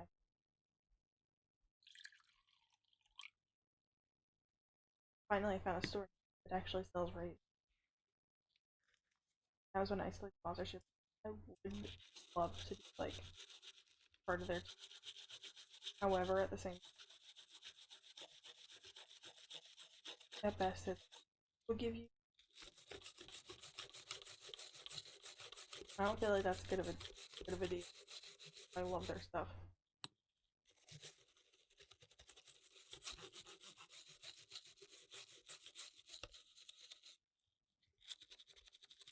I don't know, like 12% commission.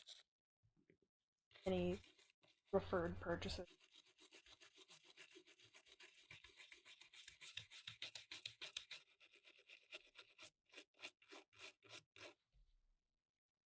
Don't want to sponsored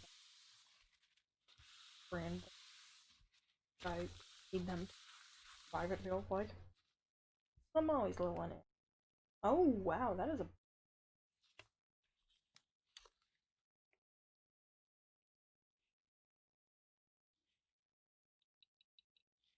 butter juice.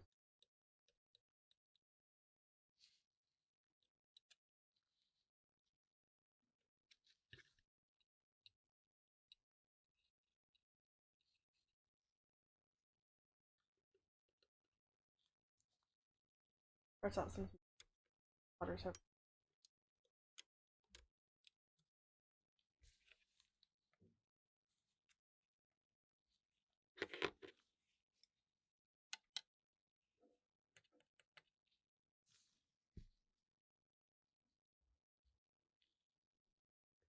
bent.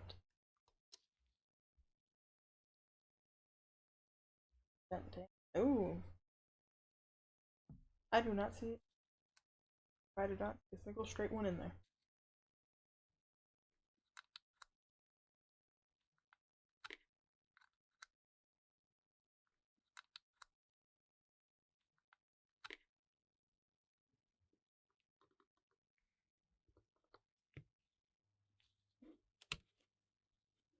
Gonna be a case of swap out the working parts on each one, if possible.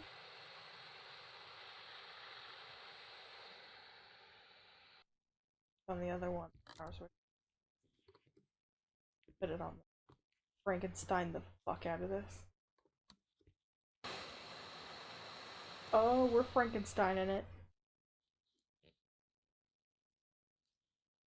And Frankensteining anything is the best. Like, you know what's the best? Frankensteining, like, at least minimum 2 different reference pictures for whatever you want. This makes 0 sense, but on my art fight, I finally made myself a paint doll, so I have, like, a cooler setup. Yes, I did that instead of working on a tax. It's called I had an art block. I'll try to get a tax out by the end of the week, but still. But no, I wanted a security breach themed one, so I based the posing on the decal of Roxy and her raceway. But I decided, man, if I draw myself in that style, I should probably have, like, Freddy's muzzle. So now I have in my files a very Frankenstein picture of Roxanne Wolf with Freddy's muzzle. I grabbed it from the golf art because it was open in about the same direction. Now anytime I draw my security breach style and reference those things, I'm gonna have weird references like that.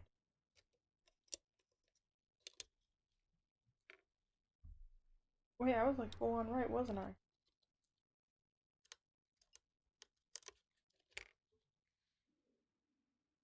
Oh my god, I did swap out, swap out.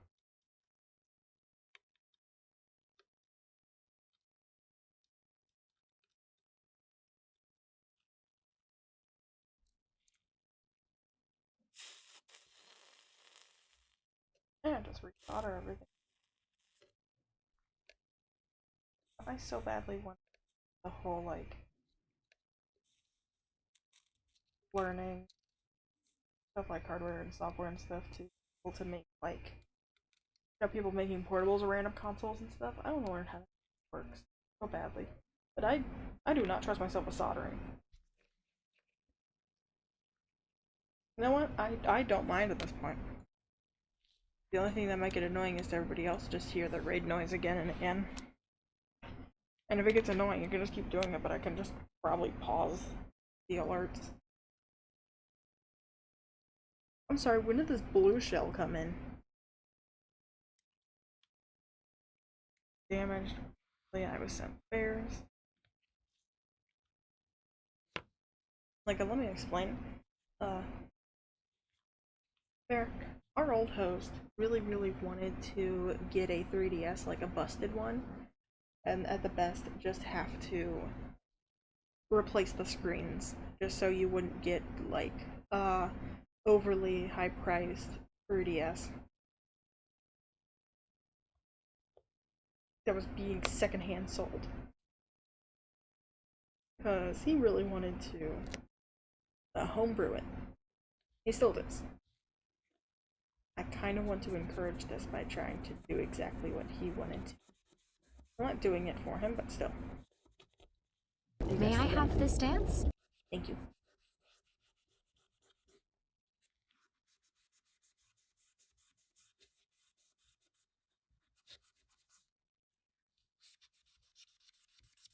Here, what do you do?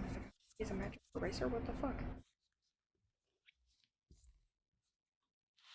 I don't know why, literally, as the streamer myself, the person you invest your time into coming to see, that you love to watch them and actually hear them talk. I don't know why, despite being the streamer, I want to go, I'm sorry if I'm randomly rambling. That's what you come for, my dude. Why would I apologize for that? I will never apologize for casually just going in stream and saying, hey, can you guys tell me if you like G Fuel or not? Like, straight out of the, like, canned G Fuel?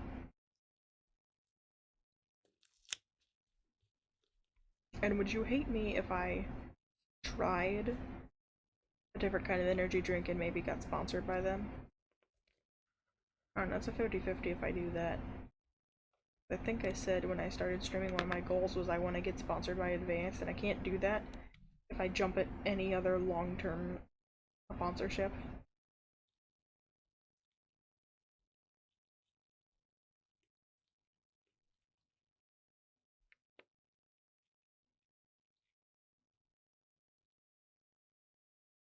See, this is what I meant though. Like, I'd love to learn how to do this stuff, but I think you can't trust me with can't trust us with a lot of hot things, so I don't feel we would be trusted with soldering anything, but at the same time, I don't know, I like ironing stuff.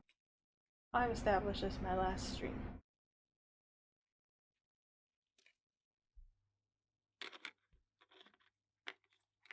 Hi Olive, welcome back. We're watching DS Lite restoration. I think this is a DS Lite. Yeah, DS Lite. Didn't know they made one of those. I just know DS and DSi. No 3DS. They never made a 3DS. What are you talking about, honey? Go back to bed.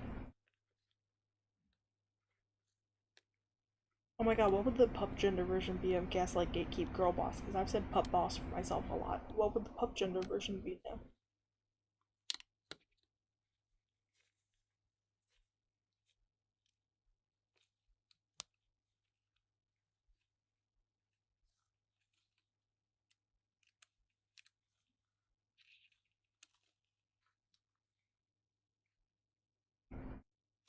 Trying to remember the other one I'm thinking of now for an example. May I have this dance? I thank you again.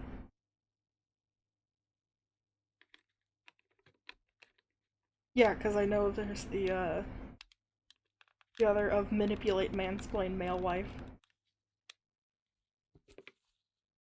I know, but at the same time, I've said pup boss for myself because it feels awkward. Ludicrous. To use the word girl for myself, so in that way. What is the pup gender version? What the fuck could we fit into the other two slots?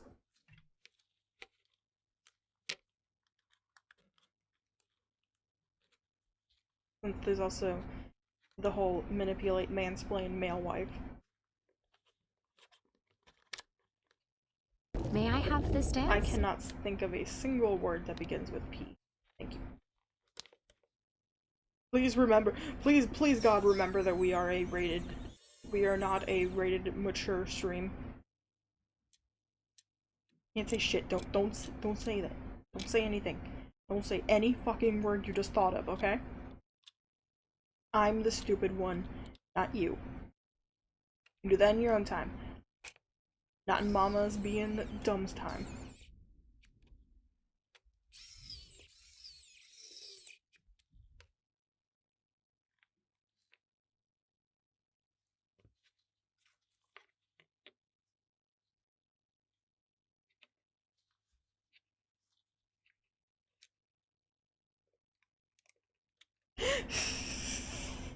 Listen, okay, listen, we can swear.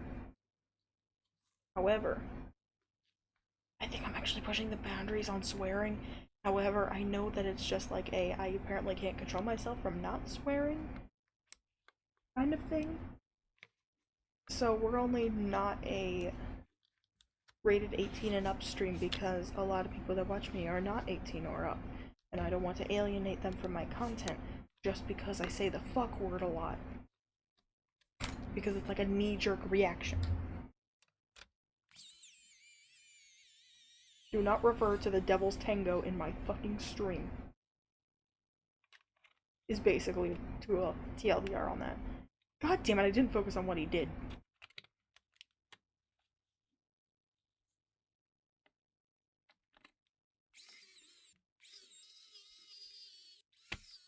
Oh, new screws.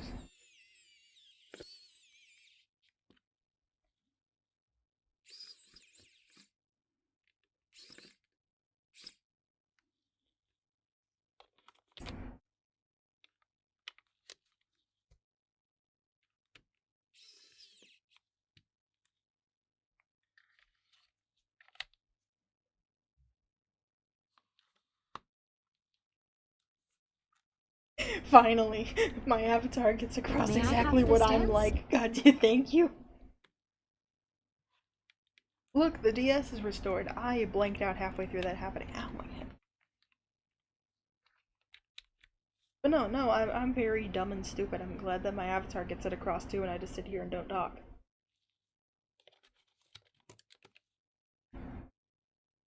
Yeah, let me give context to the folks at home. In a brain, there is pop. Exactly. Let me give context to the people at home. Because when I say this, I mean this in a good way. Whenever you aren't talking, your avatar has this blank stare that makes it look like you have a DVD logo bouncing around in your head, and I think that's awesome. There you go. There's your context for the folks at home, since that was a longer message and my chat box hates us.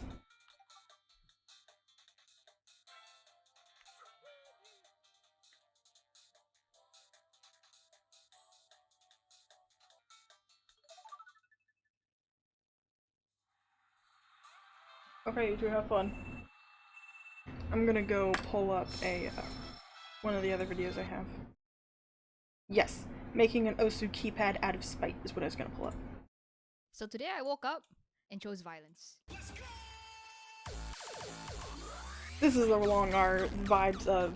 You guys might be wondering why there are 3 keys here, and that's because I'm one of those weird people who play with their index and ring finger when they play Osu. You might be wondering why I didn't just leave a gap between the keys, just like Pro X keypads, but well, for me, I find the key in the middle extremely essential. It makes it way more comfortable when I'm just mashing away trying to squeeze every ounce of stamina I have left out of my hands. And you might also be wondering why I named the title the way it is. And well, I was spite because I'm a really petty bitch. Okay, just... Am I kidding? Okay, so basically there's a company called Lotus Pro. They sell Osu keypads, and well, if you haven't seen that massive video about them, please go watch it because my basic summary right now doesn't even touch the tip of the iceberg of their company. But basically, they opened pre-orders for a 3-key version of their keypad back in July last year. And right now, May is already ending, and they still don't have a working prototype. If there's any Lotus customer out there that's going to be scammed, it's those people who ordered the 3-key keypads and the 87 keyboard. At least for the 2-key, they can send out the products because they have the product. But as for the 3-key and the 87, they never had their own working prototype. And well, I started making this, honestly, just for fun. I was helping Goose edit this super long video on Lotus, and for about 3 days, I didn't have any footage to edit because Goose hasn't recorded anything yet. So I decided, okay, why not I learn some PCB design? So I'm just gonna go through the different things I went through when I was making this keypad, and well, where to get started and how to get started if you're interested in designing your own keypad. This won't be a massive giant tutorial, just a guideline. I'll link all the resources I used in the description below. Alright, so first things first, you're going to need KiCad to PCB design. KiCad is a free software for PCB designing. I won't go through how to route a keyboard on this video because there's already great tutorials on it out there, such as AI03's PCB design guide and Master Zen's making a keyboard guide. I actually went through a couple of designs when I was building my 3-key keypad. I actually had 4 designs in total, and the first one was this one. It basically followed AI03's guide, except for using 6 keys, I went to use 3, and that's because I wanted this dance. As you can see, there are no LEDs, there we go too. Thank you. sockets, and micro USB. So in my next edition, I tried implementing a USB-C port, and I also added LEDs. I actually didn't know what LEDs to use. I just kept lurking around the AI03 server until I saw what other people were using, and I was like, oh, so that's the name of the part that's inside all the keyboards. I see. And then in my third rendition, I still had the 4 LEDs, and this time I also included in-key LEDs, and I also added buttons on the top, like the SIM pad or the SIO pad. But then, due to issues figuring out what the dimensions of the case would be, I ended up dropping the idea with the final version. Not to mention, I actually made it too wide, like it's already 8 cm across. That's like a gigantic keypad. That's massive. And I guess I did kind of make a stupid mistake. I mean, I was just doing this for fun. I wasn't taking it that seriously, so the entire time I was using a ruler app on my phone to get measurements. And I probably shouldn't have done that. please know how big your case is going to be before you start putting things down. You gotta measure. The final version only had like 2 LEDs at the back because I thought 4 was overkill and like it was kind of like a messed around. And I ditched the buttons on the top. I sent my design to the AI03 server for any feedback, and one of their feedbacks was that I should tilt the microchip on the board to a 45-degree angle. Originally, I wanted it to be like square, flat, because I didn't want to look like I was copying Lotus. I wasn't, but they told me 45 degrees better, and well, they were right. When I changed it to a 45-degree angle, it was easier to route. And then after that, I was done, and it was time to start designing the case. I keep going, okay, so like I know here anything. I'm gonna pause the video I'm stupid. and just say that Lotus has 5 failed 3-key prototypes.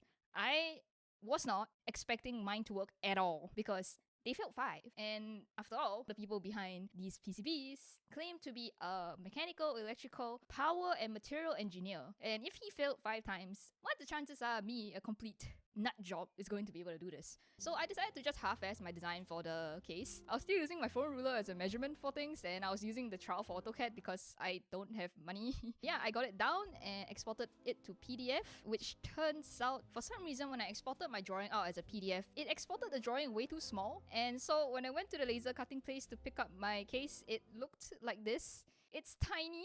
No. In any case, it was time to get my bill of materials ready and send off my Yeah, PCB exactly design same. to Me, I feel like I GLC know anything. PCB. I went with GLC I mean, it PCB kind since of a makes lot of sense people to me. recommended them, Not and that they are much. one of the few manufacturers where you can easily get a very low quantity of units produced. Overall, all this designing and learning that I did took 3 days. 2 weeks later, and my PCBs arrive. They sure look nice for something with nothing on it. And so yes, now the hardest part.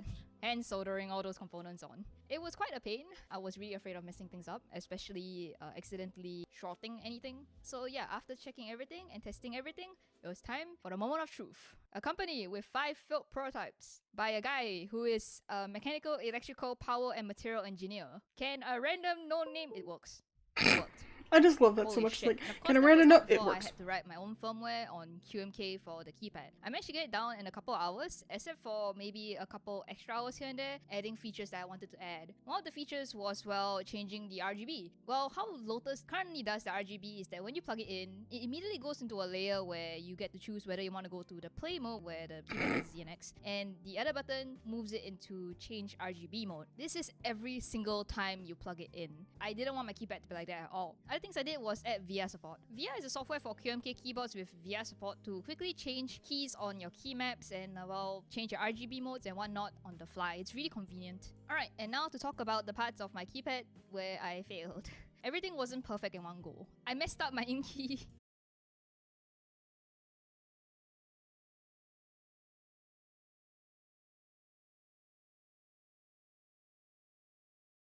We'll fucking talk over the restoration videos because there's nobody talking, so you don't feel awkward speaking over somebody. Anyways, I'm so upset. I just realized I can't even note, like, man, I hope that I can, like, redo my security breach daycare percent speedrun and, like, not be last place. But then I realized the worst thing. My security breach is updated, and I don't feel like bringing it back to an older version. And also, as we learned the last time I tried to stream it, that game can't run anymore while I stream. I think even with OBS I would have the same issues. So therefore, we are gonna have to wait until I get a better fucking computer to reclaim my speedrun spot in Security Breach that I probably can't. Because it's an older version of the game that is like way far back now. Because like current version I think on speedrun.com says like 1.12 and I speedran on 1.5. Yeah. Oh well. Because if you look at the data sheet for the LEDs, the diagrams kind of label the pins wrongly, like flipped from each other, and only one of them is correct. And my footprints used the wrong one, which means that each pin is being connected to the wrong trace, because my traces are wrong. But in any case, that was pretty much the only issue I had with my PCB. Turns out my dad actually has a laser engraver for some reason, so I decided why not try engraving stuff on it, because that's what Lotus loves showing off. They have engraving services. And so I went and started engraving. I also printed and cut out some images. Oh no, of I'm gonna Hikari try and again Akea to anyways. put onto the key. Here's what I'm upset about. I want to try to reclaim any other spot on Security Breach daycare percent speedrunning, which is just the category I play in that I didn't know I play in. Got skipping cutscenes, skipping things, is no major skips. where I learned all of the tricks and everything for the version that was currently out. Then I didn't do them because like I was in horrible back pain during that, and then I just like carried on doing anything else. It was around that time. Lost my job, but still. After all that, then I was just like, okay. I kept saying, oh, I should stream later where I try to reclaim any spot that isn't last place, because I'm in last place because I didn't do all of the techniques for no major skips. Because I was aiming for skipless.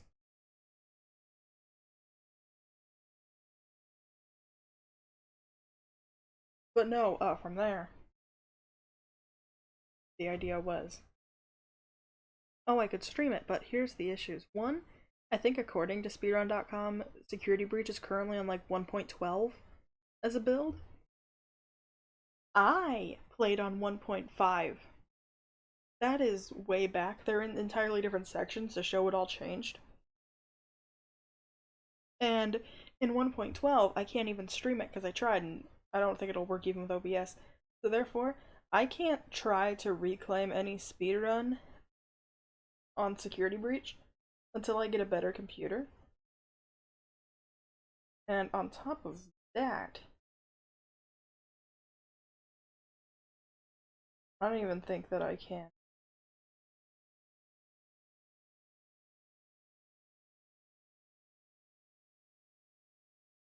I don't even think I could try to reclaim it because again, that was 1.5 and it's now on 1.12, so that's shit. Anyways, back to this. Keypad, try out different things, and it looks really good. And that's it. The keypad is done.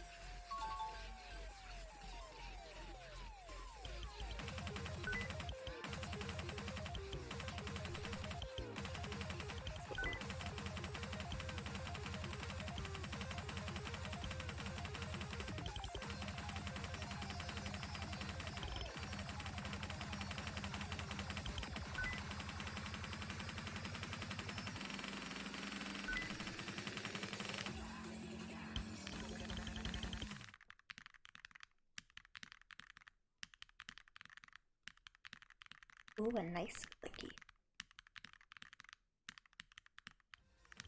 I think I did a pretty decent job in my first try PCB designing and making something like this. Even though I made this out of curiosity and in a way spite because I thought it would be funny if I could make a working keypad before Lotus did, but midway through the entire process, I enjoyed it a lot. This is the shit I live for. I love DIY stuff. I don't really have much else to say about a keypad because, well, it's a keypad, and that's about it.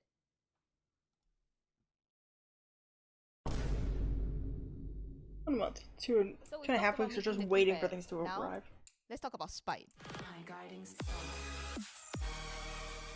Honestly, I didn't really want to do this part of the video because I just wanted to talk about my keypad. But then I knew there would be some people who would be like, oh, that's a Lotus keypad, which meant that in the video I probably would have to say that I made this keypad to try to be faster than Lotus, and then they'll be like, no, you're not faster because Lotus sucks at what they're doing. You're faster because your manufacturer doesn't fuck up. Lotus' manufacturer cut off an entire trace. That's why their PCBs hasn't been working for the past 10 months. Yeah, because of that, I just gotta explain why. I really hope electrical engineering students or any students studying anything electricity is watching me right now because, oh boy, this is really funny. Alright, so here's two things that people I just like here because it's like the fastest just tear into them. That video was mostly focusing on Christian Rose, not the company. And right now, Christian Rose is no longer in the company. It's run by this person called Vex. And well, how do I put this? No. Don't you guys realize that Rose Cables was run by Chris, and then when it was going downhill, he passed the business to Potts at the time? This is exactly the same as what's happening to Lotus right now. Chris dips out, he passes the business to someone else, and nothing changes.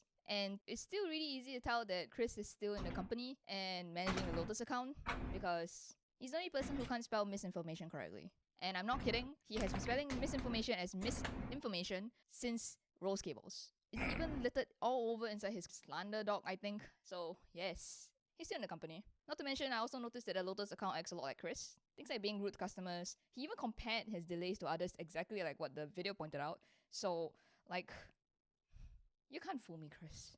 And even if Chris isn't on the account, don't you notice that now whoever is running the Lotus account, they're acting exactly the same way as Chris did. You guys are still getting delays, delays, and delays. And now the second thing that people would tell me about. His prototypes hasn't been working because a trace has been cut off. I have 4 things to say to that. 1. How did it take him 5 prototypes to notice that a trace was cut off from every single prototype? 2. If that's a trace, how come it's not connected to anything? You know, traces are basically wires, right? And wires should be connected to things for things to work, right? This is as good as me taking a wire, putting it above my keypad, cutting it in half, and saying, oh no, now my keypad is not working. 3. If you look closely at the pictures of the PCB that Lotus has posted, you can see that traces have 2 indentations on the silk screen. But the trace that has been cut off only has 1 indentation. 4. And that's because it's not a trace. That's a ground fill. Man actually thought the edge of a ground fill was a trace. I don't think this is deliberate lying on Lotus's part, or Chris's part, to be honest, since he's the engineer. It's actually because they're just that stupid. And I have a lot more examples of that. Let me just showcase them real quick. This is my favorite post to look back to. It is the funniest thing ever. And over here you can see him saying that there was a problem because the fuse is accepting voltage. This just means that he doesn't know how fuses work. If you don't know what a fuse is a component similar to a resistor where current passes through. Think of like the power box in your house. How the power box works is that current runs through it, and if the current gets too high, it trips. That's what a fuse is. If too much current runs through a fuse, the fuse burns. This is to protect the components on the board. So if there's voltage running through the fuse, doesn't that mean it's working? How is that the problem? Then next, let's look at this legendary video of his. Wait, pause. Is he's measuring a VDC circuit with AC. Holy shit. And pause. That isn't a fuse. That's a resistor. That's a 5.1k ohm 0805 package resistor. I know that because I have 100 of them here in a tape reel. So this guy can't tell the difference between a fuse and a resistor. Gee, I wonder what that F on the PCB stands for.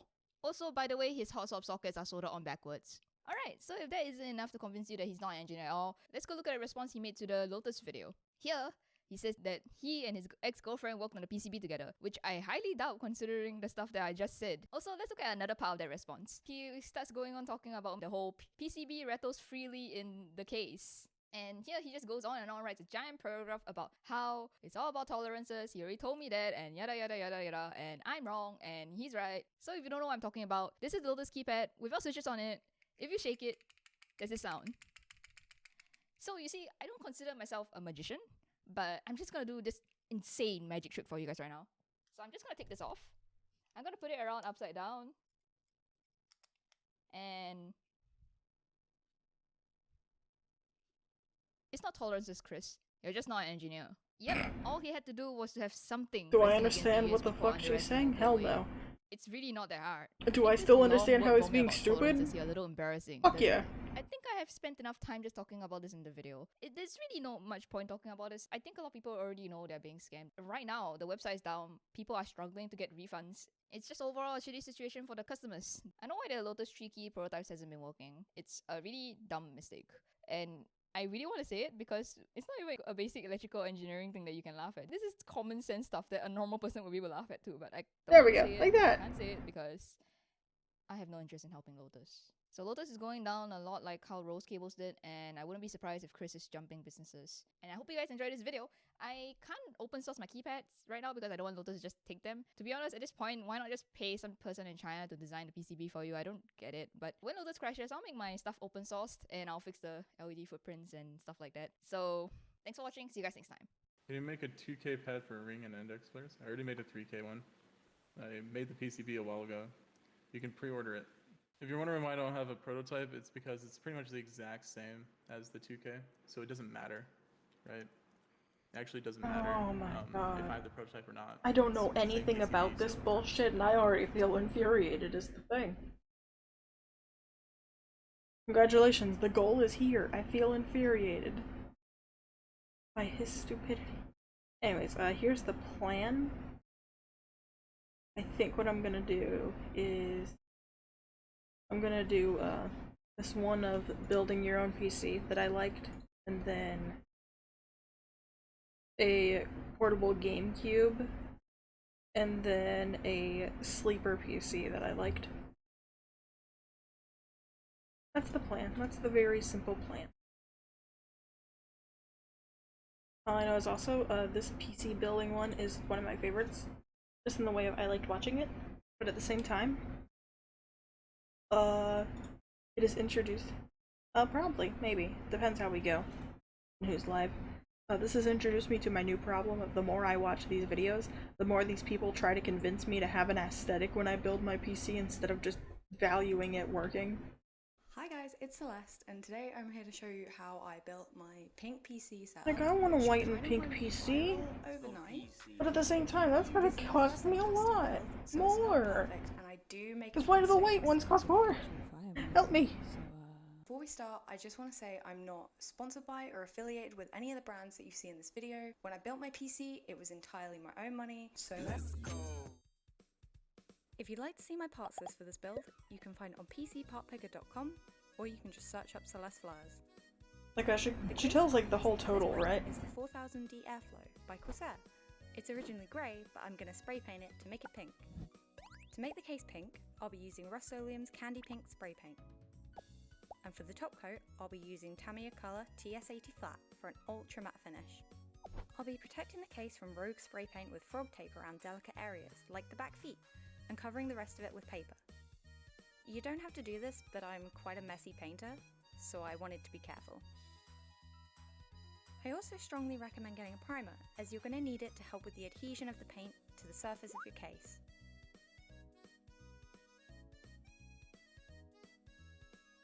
It's also fair. I don't know, I like the appeal of them though. All I know is I think going in I want to make a PC that's based just on specs over anything else. To look at your technique. For example, you don't really want to be doing short bursts of paint. If this happens, it's a don't really do easy this. fix.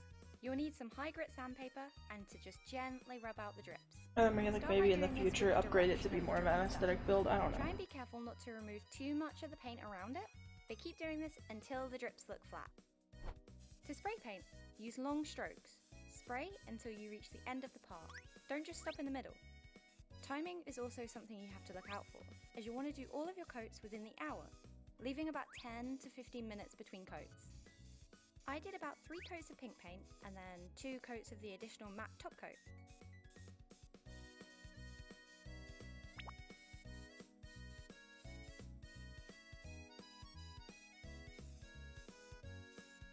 Then I know the captions here, like TLDR, I have a lot of footage because people on TikTok ask me how I did it, and make sure it's slanted, is it flat up against to make sure. Where? Leave those to dry for 24 hours, and let them cure for 48 hours.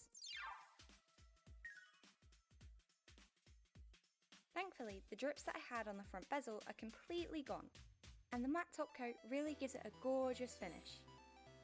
Once the spray painting is done, I start to slowly untape the back feet of the case.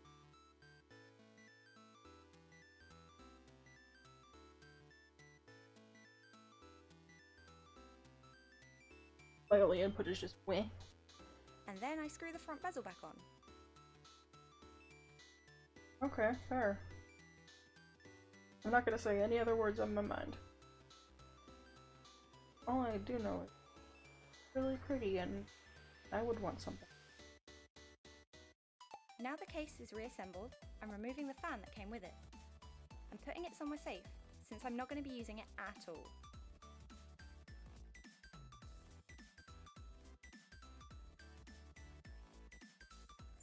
The motherboard that I chose is the I need people to stop convincing me, oh, you would really like a white and pink build. I'm like, yes, I would, but I can't afford it because it costs more. Since this is an AMD motherboard, And I feel like I don't give off any of the vibes of I am somebody who likes the aesthetic of white and pink. And lower the lever down again. For the RAM, I chose the Corsair Vengeance RGB Pro 16GB. And then I got the Western Digital Black SN750 1TB I've been so SSD for tempted my of storage. one PC building Here I'm putting in the website. RAM I've been by so lining it tempted up to. They have like and a pushing it down. monthly payoff, and I was so tempted to get one of those. You'll Just wanna pay put like it in 100 these every two month channels for it. because they're the furthest away from the heat that's going to be generated by your I've been CPU. way too tempted. God help me. I just want a cute PC on a payment plan. It would work. With the SSD, I'm unscrewing the bracket, slotting it in at an angle, and then holding it down whilst I screw it into place.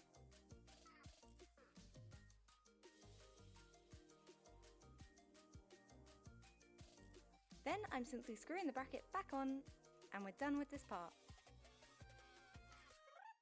Fair. I don't know why. I just feel more like pinks. Next up is my PinkFlow AIO Pretty. cooler.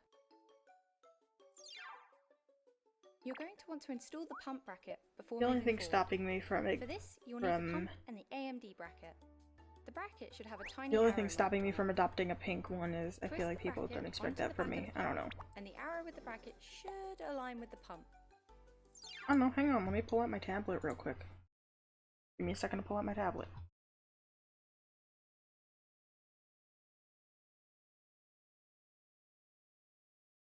Oh god damn it, don't break like this. I need this shit in my life. I'd like to present to you my tablet.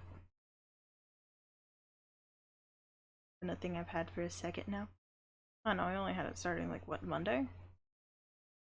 Still. Present to you my tablet. But I went out of my way to make sure it was pink, because I like pink. I just don't incorporate it into my design that much, because I don't know. I feel like a fit. I'm going to not raise this hand like high up though. Look at this. Keep it like right.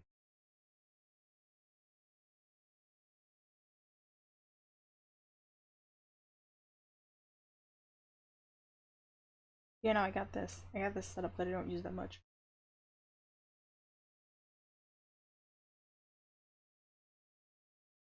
Honestly, what I did was, again, I like pink in my design. I don't have any around here. Just tablet. Does it clash with any? Didn't think.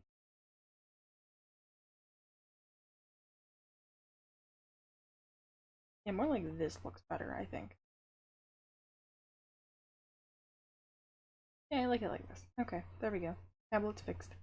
Back to the video now.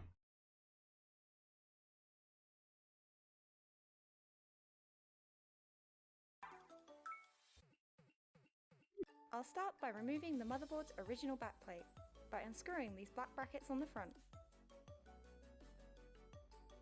Wait.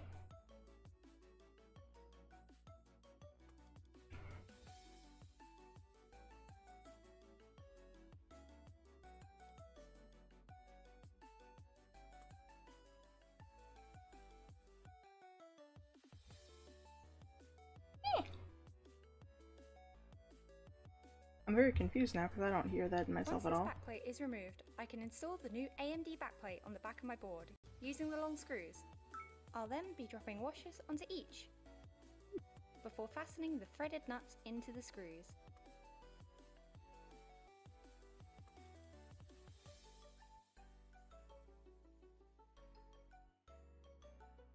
Before continuing, I'm installing the PinkFlow fans onto the radiator.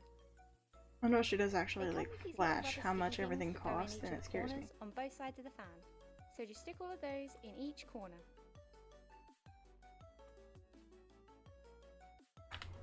No, it just says she has a link, like how much all. Oh, UK piece art picture. Hang on, I'm gonna double check. I don't know. I always fear if I open anything random on stream, it'll suddenly give away all of my information. Give me a second. I doubt it would, but still.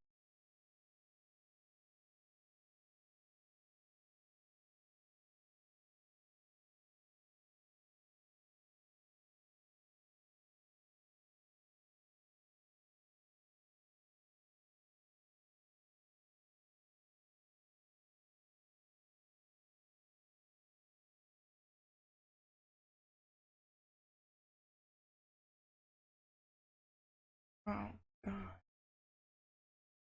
Give me the full price breakdown.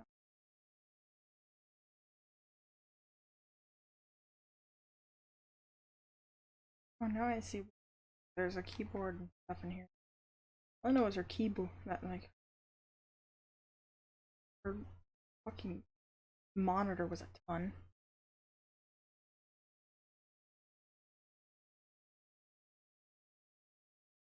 Taking this number, we're gonna subtract stuff like the extra custom.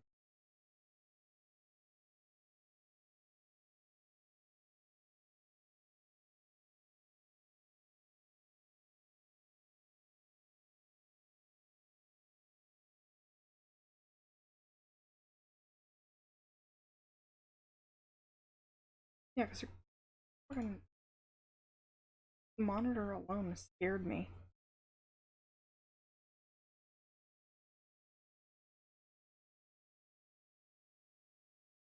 Cute, but also it doesn't feel up to my own speed set.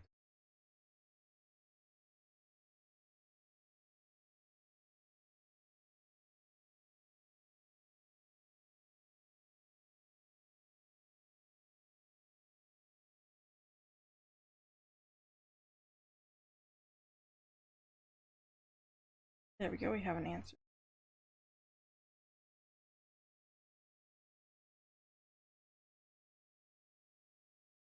That is, actually, god damn it, I'm being convinced this thing costs about the exact price range I was looking at for my PC.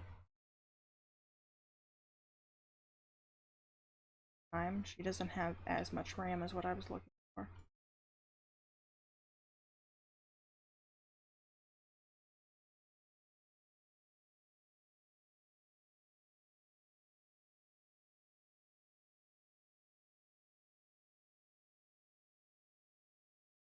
I don't know, this whole thing is looking up to be about taking out like the monitor and stuff, like her monitor and all that was about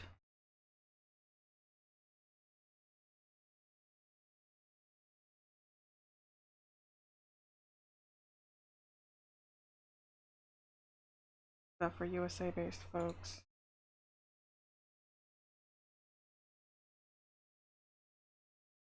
But like adding all that up, it seemed like it was at I forgot I have an add-on that the second you open Amazon, it plays the fucking Wii Shop channel music. Bum, bum, bum, bum, bum. Bum, bum, bum, bum, bum, bum, bum, bum. Bum, bum, bum. Bum, bum, bum, bum. Bum, bum, bum, bum. Bum, bum. Dun, dun, dun, dun.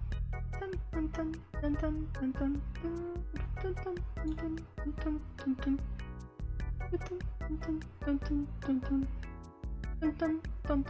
dun, dun, dun.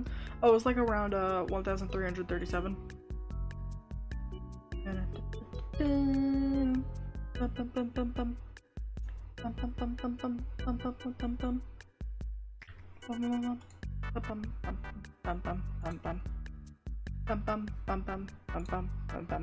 I need to close Amazon. Anyways, back to the video. I have 2 others I wanted to play. After this. The raid may take a minute. The longer I stream, the more ads play. The more ads play, the more money I make. I'm just fastening both fans to the radiator. I don't have a PC yet. I just have a laptop. Through the fans and out the top. But like, that's as adding up all of her stuff and then subtracting the stuff that I wouldn't get to match. Like her keyboard and mouse and all that. Like I wouldn't get the same stuff because I already have a mouse and keyboard. When putting the motherboard into the case, check first if your case has motherboard standoffs. I would just need to get a monitor past that. And I don't. I like the one that she has, but I don't want it. So her build costs around like 1,337. But in the video she said it cost like a ton more. I swear she says the price in the video. Oh, same.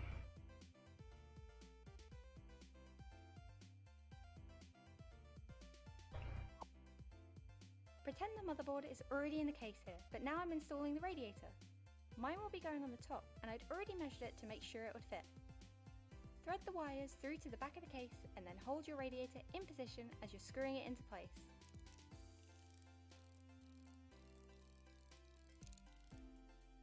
Up next is thermal paste.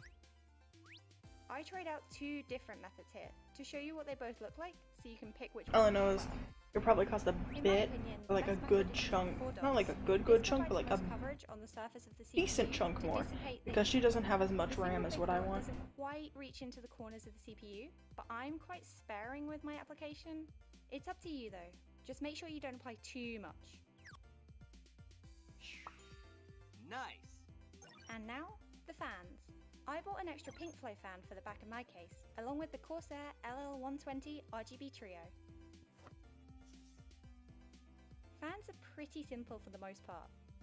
All I have to do is thread the wires through to the back of the case and secure them with screws.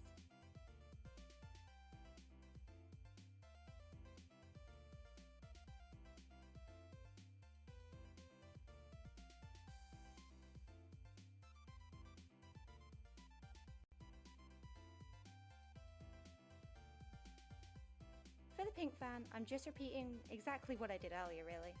Screw that in and you're ready to go. Ah, look at her, she looks so good. Since my motherboard doesn't come with Wi-Fi, I got the Gigabyte Wi-Fi card. Since the TP ones were out of stock at the time, but I'd highly recommend them too. There's only 3 parts, so it's quite easy to set up. All I'm doing is connecting the USB to the header on the end. Then I'm removing the bottom PCIe bracket so the Wi-Fi card can fit in there instead.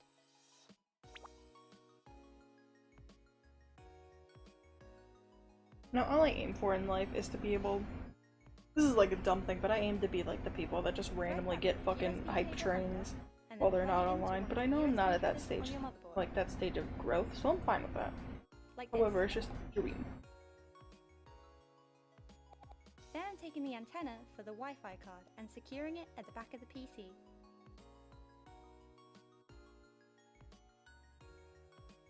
You can put the antenna anywhere on the case since it's magnetic, so it's not going to be visible. That is unless you have it sticking out of the back like a little doggy tail. Do a little cable. Got it, I need mine exactly like that.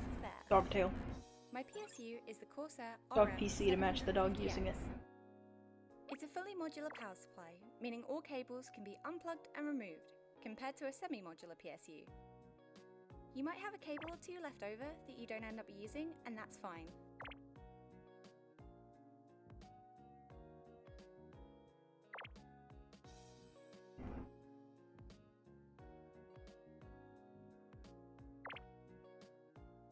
I also grabbed some pink and white extension cables from Reaper Cable, but these are just an aesthetic thing and totally optional. I know there was one shop I got recommended on my For You page before that had like pride flag colored extension cables, and I wanted it so fucking bad. That further something I want to do then.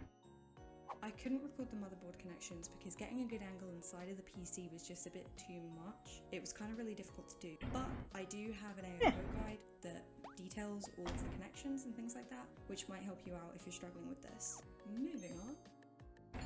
Putting in the PSU is the easy part and doesn't need too much explaining. The PSU goes in, slide it into the back, line it up, and break out your trusty screwdriver again.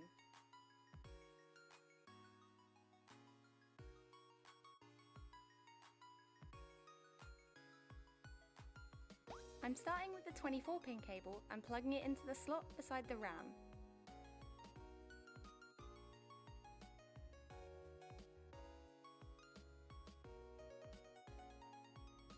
Don't be fooled, this cable took me 3 hours to get in. The CPU cable goes in at the top. Fair. I'm gonna probably switch after this one. You can see the 24-pin and the CPU are coming down the back, and I've already plugged them in.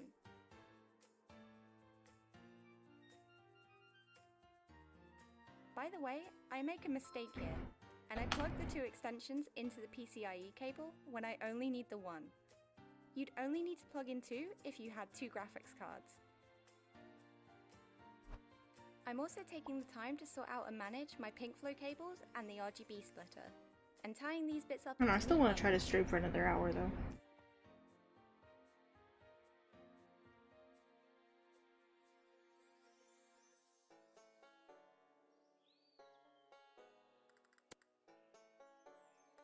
This case has slots that I'm able to fasten the zip ties to, which keeps them in place. And it's especially helpful for routing the cables along the bottom.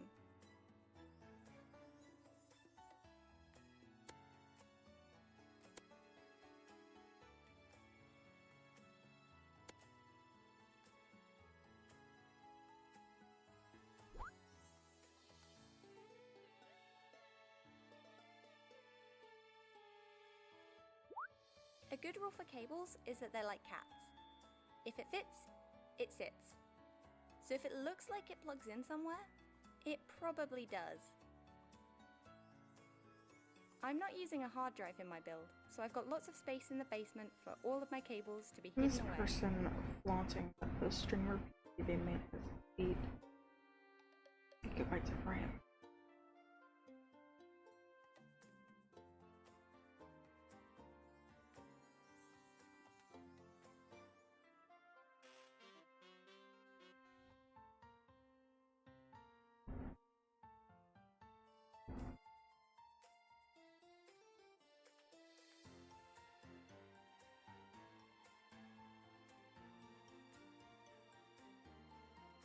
There, that seems cool.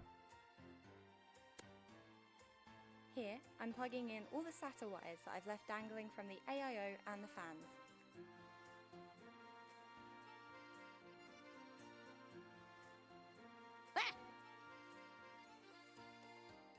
I think you really light up. Sorry, let me get my stuff so that it shows up for you. And then I'll edit your name so that it fits in right.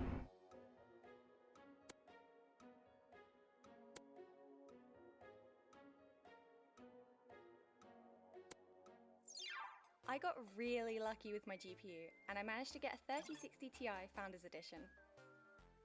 It matches the build There we really go. well because of the silver plating around the edges and just looks pretty sleek in my opinion. To install the GPU, I'm removing the top PCIe bracket, just like I did with the Wi-Fi card.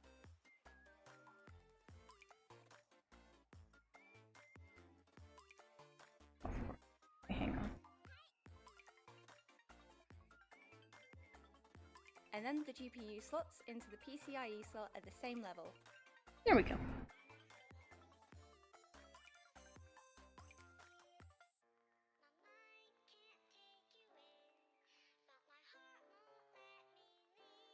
Yeah, after this I'll probably play the portable GameCube one, because I like The that tube one. should ideally be going down into a loop shape. Nice. You're just now asking this, after I've had this set up for 7 months now? Which throws off my entire build, but I have to plug it in anyway.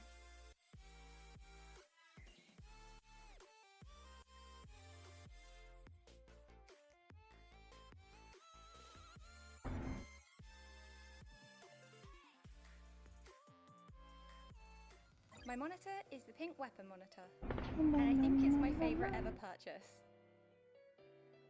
After plugging in the power cable, connect the monitor to the display port on the GPU. And my pink PC build is complete.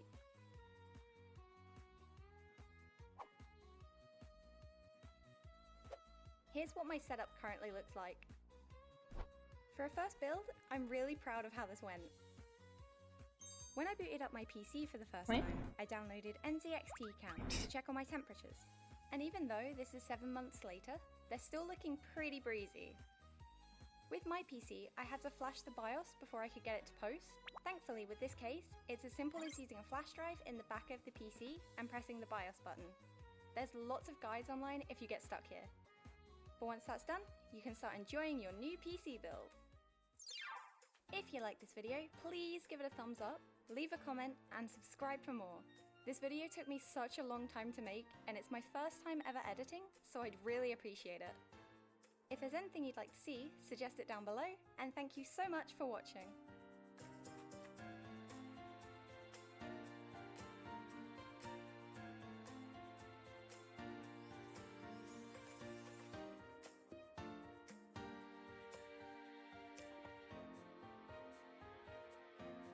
There we go, there's that. Okay, so. Yes, I'm absolutely pulling up the portable GameCube thing. It was a video I liked. I'm gonna show it to everybody, of course. Because today's a video watching day. I'm still debating if Roblox is gonna be saved tomorrow because I want to stream Roblox again. That was the wrong fucking tab. I went to her whole website that she had stuff on. Seemed better. When I first saw this portable GameCube mock-up years and years ago, my immediate thought was, I need this. Of course, that was a difficult feeling to grapple with because this thing is very how long is this video? I think that's lame. So today, This going one's to like figure out 19 where minutes. This picture came from, create a real design based on this render. Yeah, we and might put end by that 11:30 design then. together to finally turn this concept into a reality. No, a little less than 30, but still. But first, we need to get a Just bit 20. existential. Why do you exist? He's not particularly chatty, so we'll have to ask someone else. Well, the first place I ever saw this picture was in the film Future Gen Consoles, Wii 2, PS4, Xbox 720, a timeless YouTube exclusive produced by renowned filmmaker Mr. Adam Dude in 2008. I'll roll a quick taste of it for you here, with the copywritten audio Yeah, dubbed over CST. by yours truly.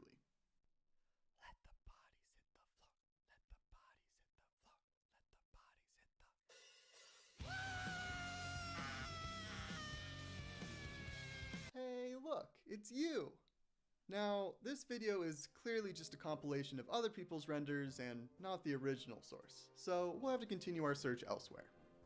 I've scoured internet forums, flipped through old gaming magazines, slogged through gaming journalism websites, and have found almost nothing.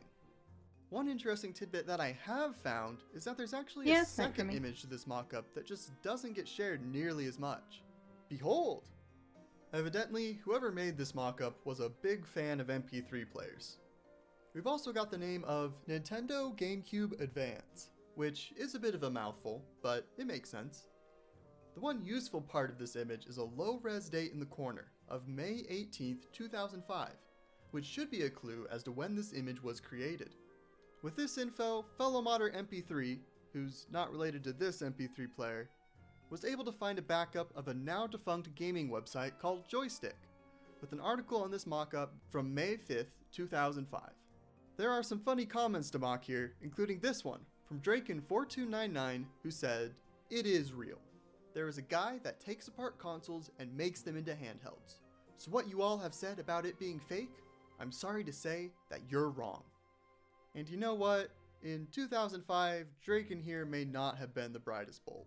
But today, I'm going to turn him into a prophet. I will try some nefarious research tactics later on to get the full story on this guy, but for now, let's move into the design phase. Alright, so the first thing we need to do is figure out how big this thing actually is, which shouldn't be too difficult given that the artist put a GameCube disc in pretty clear view. I took some paper and used the highly technical method of looks about right to decide that the rough dimensions of the build should be something like this. Conveniently, the screen that I used in my portable PS2 is about the same size, so we're gonna just throw out the paper and use this screen as a base for the project. I've got my own 3D printer, so I'll be designing and printing each piece out to make sure that I haven't accidentally designed a loaf of bread instead. I'll start by designing the holder for the screen, as the size of this will decide the shape of the bottom section. I don't really understand the design choice of the Mickey Mouse ears on the corners, but I left them on there to stay true to the render. However, this picture is just a little bit too out there for my taste, so we're just going to pretend that it doesn't exist. I think that the top of a GameCube will suit this portable better in an age free from the tyrannies of MP3 players. I've never built a device that folds before, so I'm doing my best to understand how these bizarre contraptions called hinges work. It's really not going well, so I'm going to open up my little brother's DS and look for some answers. Also, because it's cool to see how they work. Answers. Oh look, One answers. side of a DS screen has a hinge piece that goes between the screen and this little piece. And the other side just has a hollow ring to run wires through. All I need to do is recreate these holes and let this funny hinge piece work its magic. This works great, but if you have eagle eyes, then you might notice that this hinge design is different from what the mock-ups got. So we need to define some formal rules of this project, which are legally binding, with a federal prison sentence if violated. The primary goal of this build is to create a real, working portable GameCube that follows this mock-up exactly, unless doing so is impossible or would ruin the build completely. The first build ruiner happens to be this hinge design. It can definitely open to that position and close from that position without any issues, but here's the thing. Nobody plays a folding system like this. You bend the screen back and play your 3DS like a proper member of society. Unfortunately, the mock-up's hinge layout doesn't take proper society membering into account, hence the changes. 2 hinge pieces are enough to keep the screen solidly locked in one spot unless I really start shaking it, but this shouldn't be an issue because we're building a portable GameCube but not a portable Wii, right? I've actually got a confession to make. You might want to take a seat for this one.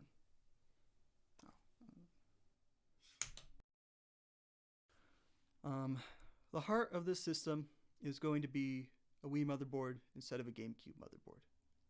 I know that's probably really hard to hear, and you want to take some time to process that, but I just want to tell you how stupid it is to build a GameCube portable. The GameCube motherboard uses a lot more power than the Wii motherboard. It can't be cut down as much as a Wii motherboard. It can't be software modded as easily as a Wii motherboard. And it just has so many other flaws that all add up to this world where almost nobody has built a true GameCube portable in years. So why is it okay for me to use a Wii instead? Well, it's because Nintendo made the Wii backwards compatible with the GameCube, which means that a Wii doesn't pretend to be a GameCube, a Wii just is a GameCube. Wiis can read GameCube discs and play the games just as well as their blocky brothers, so almost nothing is lost by using the Wii's motherboard. The only significant things we might miss out on are the GameCube's iconic boot screen and blocky purple menus, which is a bit sad, so I'll make you a deal. I will add in some of that certified GameCube menu look and feel to the custom software of the system, and in return, you won't leave any angry comments about how I lied about using a GameCube. Can we shake on that? Hey, I knew you'd come around. With the hinge system all figured out, I can start to design the main section of the portable, starting with the controller slate. The controls have a couple of changes that I need to make because, well, we'll avoid this by using 3DS sliders instead of joysticks with some custom capside model to keep that signature GameCube look. I'll also be recessing where the controls go rather than popping them out just to be 100% sure that the screen can close properly. Speakers will go in the corners just like in the mock-up, although I'm going to be dropping the massive Wi-Fi logo because I don't like it. And what are you going to do? Make me put it on there? The buttons for the build obviously need to be GameCube shaped, but unfortunately GameCube buttons are a little bit too big for this project. To fix that, I've gone ahead and designed slightly smaller buttons that fit the size of the case perfectly. The mock-up also doesn't have any sort of start button or triggers, and so I've designed those along with screen control buttons to make sure nothing's missing. And that's pretty much it for this piece. The other half of the bottom is going to have a little bit more going on and a little bit more stuff to fit in. I need to somehow cram a trimmed Wii, some batteries, a cooling system, triggers, the Wii PMS and USB-C charging ports from 4-Layer Tech, a headphone jack, all this junk here on the side, and a disk drive into this little rectangle. I think you can tell that one of these things has no chance of fitting in this project. That's right, Mr. Headphone Jack, we're gonna have to ask you to leave. No, but seriously, there is no way I'm fitting a disk drive in this thing. The disk drive system for a GameCube is this big, and the disk drive from a Wii is this big. The case is this big. Erasing the disk slot completely though would be an unforgivable sin, when it's one of the central features of the mock-up. And so I will at least be keeping a slot that discs can slide into, even if there's nothing there to read them. With this in mind, I need to figure out what batteries I'm going to use and where they're going to fit, which is tricky. I've gone through dozens of different orientations and placements for all the parts with all sorts of batteries, and I think I finally have one that works. I can put these batteries in the bottom half, which gives me just enough space to place the Wii in the top right and the power boards in the top left. These batteries are enough to get a whopping hour of battery life? It's a lot less than I would have liked, but it's as much as I can fit in without making the bottom half super thick. The upside is that these batteries line up perfectly with the disc slot, which is excellent. Cooling vents are somewhat critical, so I modeled this GameCube vent, shrank it a bit, and lined my heatsink up with it so that it looks invisible from the outside. It's a nice touch that some of my other portables could really benefit from. And that should be it for case design. All I've got left is a bit of circuit board design for the controller stuff on the front. Once that's finished, I'll go ahead and order the circuit boards and final case from PCBWay, who just so happens to be the sponsor of today's video. PCBWay is a manufacturing company that provides all sorts of services that make my projects a lot easier. They offer high quality circuit boards, priced as low as $5 for 5 boards, in almost any color I could ever want. They also have a variety of 3D printing services that I like using for detailed prints that my printer struggles with, like this controller slate piece. They also offer the option to have your prints painted or dyed in virtually any color you give them, which is very convenient for me because it's snowing outside, which makes doing a paint job myself somewhat troublesome. So, I've given PCBWay the part files and color IDs that should match the mock-up, and all that's left to do is wait for the package to arrive. Wow, what incredibly well scripted timing. Let's open up the package and see what we've got. We've got our circuit boards and all the parts to the case, and this case looks fantastic. The colors are pretty much dead on to the render, and I'm really excited to finally put this guy together. The circuit boards look to be precisely what I need as well. The glossy black PCBs were a great choice. It's pretty much time to put this thing together, but before I get too deep into the assembly, I need to cut up a Wii. It's going to be the smallest trim I've ever used due to how little space there is for it in the case. Relocating the Wii's NAND storage inside of the trim lines is the trickiest part, but it's a lot easier with this flexible circuit board. After that, I just need to move around a couple of minor things and then very carefully cut out this bizarre shape. After some sanding and cleanup, I wired it up to power, and it still boots. I'm going to set the Wii off to the side for now and begin assembling the screen half of the build. This should be pretty straightforward. All I need to do is slim down the screen and its control board as much as possible so that the two screen pieces can fit together nicely. Shaving off the plastic screen housing indoors ended up being a really dumb idea because this white dust has now coated my entire workbench. To make this seem intentional, the first person to give an accurate count of every single white plastic bit seen in the rest of the video will receive this, slightly used, Bass Pro Shop gift card. So be sure to post your guesses in the comments below. After cleaning up some of the dust, misfortune struck again when I tried to trim off a piece of the case and accidentally snapped off a piece of the lid in doing so. I really don't want to have to wait for an entirely new lid piece, so I've carefully superglued the broken bit back into place. It's an unfortunate flaw, but these things happen. Next up is to assemble and test the big circuit board. The soldering here is pretty straightforward. I just need to attach a few connectors, a GC Plus board, which acts as the controller for the build, and the audio amp, which operates the speakers and headphones. This is all looking good, so now I need to get my hands on all the buttons for the build. Obviously, we're going to need a bunch of different colors, so I'll make molds of these 3D printed buttons, and then pour various colored resins into my molds. It'll take a day or two for the buttons to fully cure, so we'll move on to assembling the bottom half in the meantime. While I had designed the bottom half to be printed in just 2 pieces, I ended up breaking it into 3 with the proper silver and black paint job. The scary part is that I need to very carefully superglue 2 of these pieces together without misaligning anything. That went okay, so once I was sure my glue job wouldn't fall apart, I was able to drop in the batteries, power boards, side stuff, and cooling setup right in and connect them all together. The heatsink was a little bit too long at first, so I bought the finest hacksaw Walmart had to offer and spent 20 minutes sawing through it. But it fits now. With this all set up, it's time to drop in our trimmed Wii and pray that it all works. Wait. This is by far the most nerve-wracking part of the project, because if nothing happens here, then I am in for a world of troubleshooting pain. But that's a relief. At this point, the project is in full go mode. The rest of the buttons have come out cleanly, and everything else is ready to go, so it's time to actually put the thing together. The controls slide into place and feel great to press. The controller board lines up with everything. All my wires go between the halves, the screen slots into place, the hinges work flawlessly, all the tests check out. Oh wait, the controller isn't working. Oh, let me just spend 12 hours taking it apart again and troubleshooting that. Okay, it works now. The last screws are buried, and finally,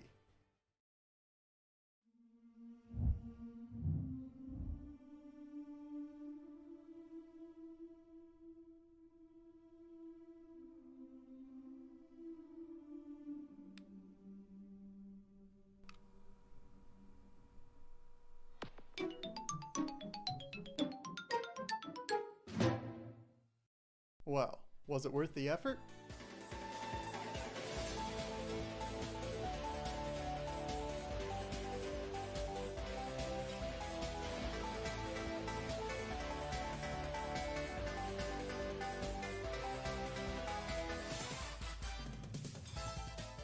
This thing is so cool. This is easily the cleanest portable I've ever made, going off of looks alone. In terms of how it feels to play, it is a bit of a mixed bag. I'm gonna This look design around real isn't quick. super ergonomic, You guys enjoyed and this. while I wouldn't say that the weird grips ruin the feel of the portable, I would certainly say that it would be better off without them. The screen is 480p, which might not sound great, but it looks quite good, as that's the resolution these games are meant to run at. Audio sounds flawless through the headphones and speakers, and the volume slider works as intended. The power boards from 4Layer Tech also add some convenient features, like the ability to tune the charging speeds, see the exact battery percentage, and know the exact temperature inside the portable. And thanks to the Wii inside, all GameCube games run flawlessly, at full speed, exactly the way you'd want them to.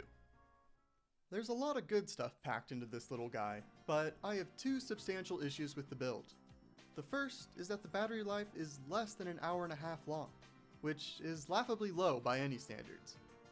I can work around this by using a portable charging bank, but it's a pretty lame solution. The other problem is that the case is glossy black, which looks phenomenal from a distance, but this thing is just an insane fingerprint magnet. I'm willing to live with these flaws though, because the goal of this project wasn't to make a perfect product that I could sell, the goal was to make this GameCube portable, and I feel like I accomplished that. There is one thing that I did fail to accomplish though, and it's that I never found out where the 2005 render for this guy actually came from.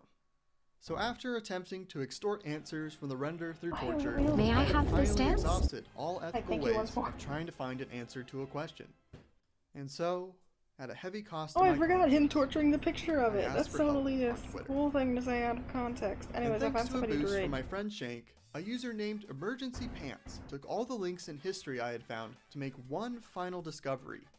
An archive of an artist's webpage from 2006 with this very exciting preview image. This backup didn't have any other pictures, but it did have the full name and email address of someone I hoped was the artist, a guy named Demond. The email address was long dead, but thanks to the incredibly scary power of the internet to find out anything about anyone, I was able to track down his Instagram. And in a wonderful turn of fate, I discovered that he already follows me. One DM later, I had confirmation that he was the guy who made the render, and he was happy to tell the story of the image, so here it is. The first thing I asked was why he made the render. Why? It turns out he made the mock-up just for fun. For fun. Demond was studying traditional and digital that's all I was art in thinking. college and came up with this concept while practicing product rendering in 3D Studio Max. He posted the image online to see if people would think it was legit, and it got picked up and swirled around in 2005 internet fashion. A couple of people did manage to tie the project back to him, and he ended up getting paid to create mock-ups and renders for some phones and emulation devices. Since then, I got Demond 2 has minutes worked at left a on this variety video. of video game companies like Ubisoft, Epic Games, and Squanch Games. After the GameCube render, he did a few more for fun renders that have also gained some notoriety, such as this PSP mockup. And lastly, I asked if he still had the project files or any high-res photos of this render. He does have those files on a hard drive, but unfortunately, that hard drive is dead, so the files are unreachable for now. And that's the full story of this image. I'm really grateful to Demond for providing the original inspiration for this project and being willing to share the story of it. It was awesome to finally have this all come together. After building so many portables, the magic of seeing Wind Waker on something I can hold in my hands has definitely worn off quite a bit. But this project felt really special, because it had a set goal that I could see from the very start, and it's got that same feeling of, wow, this is real, that my first portable Wii had. It may get terrible battery life, it may have a crack, and it may get horribly smudged every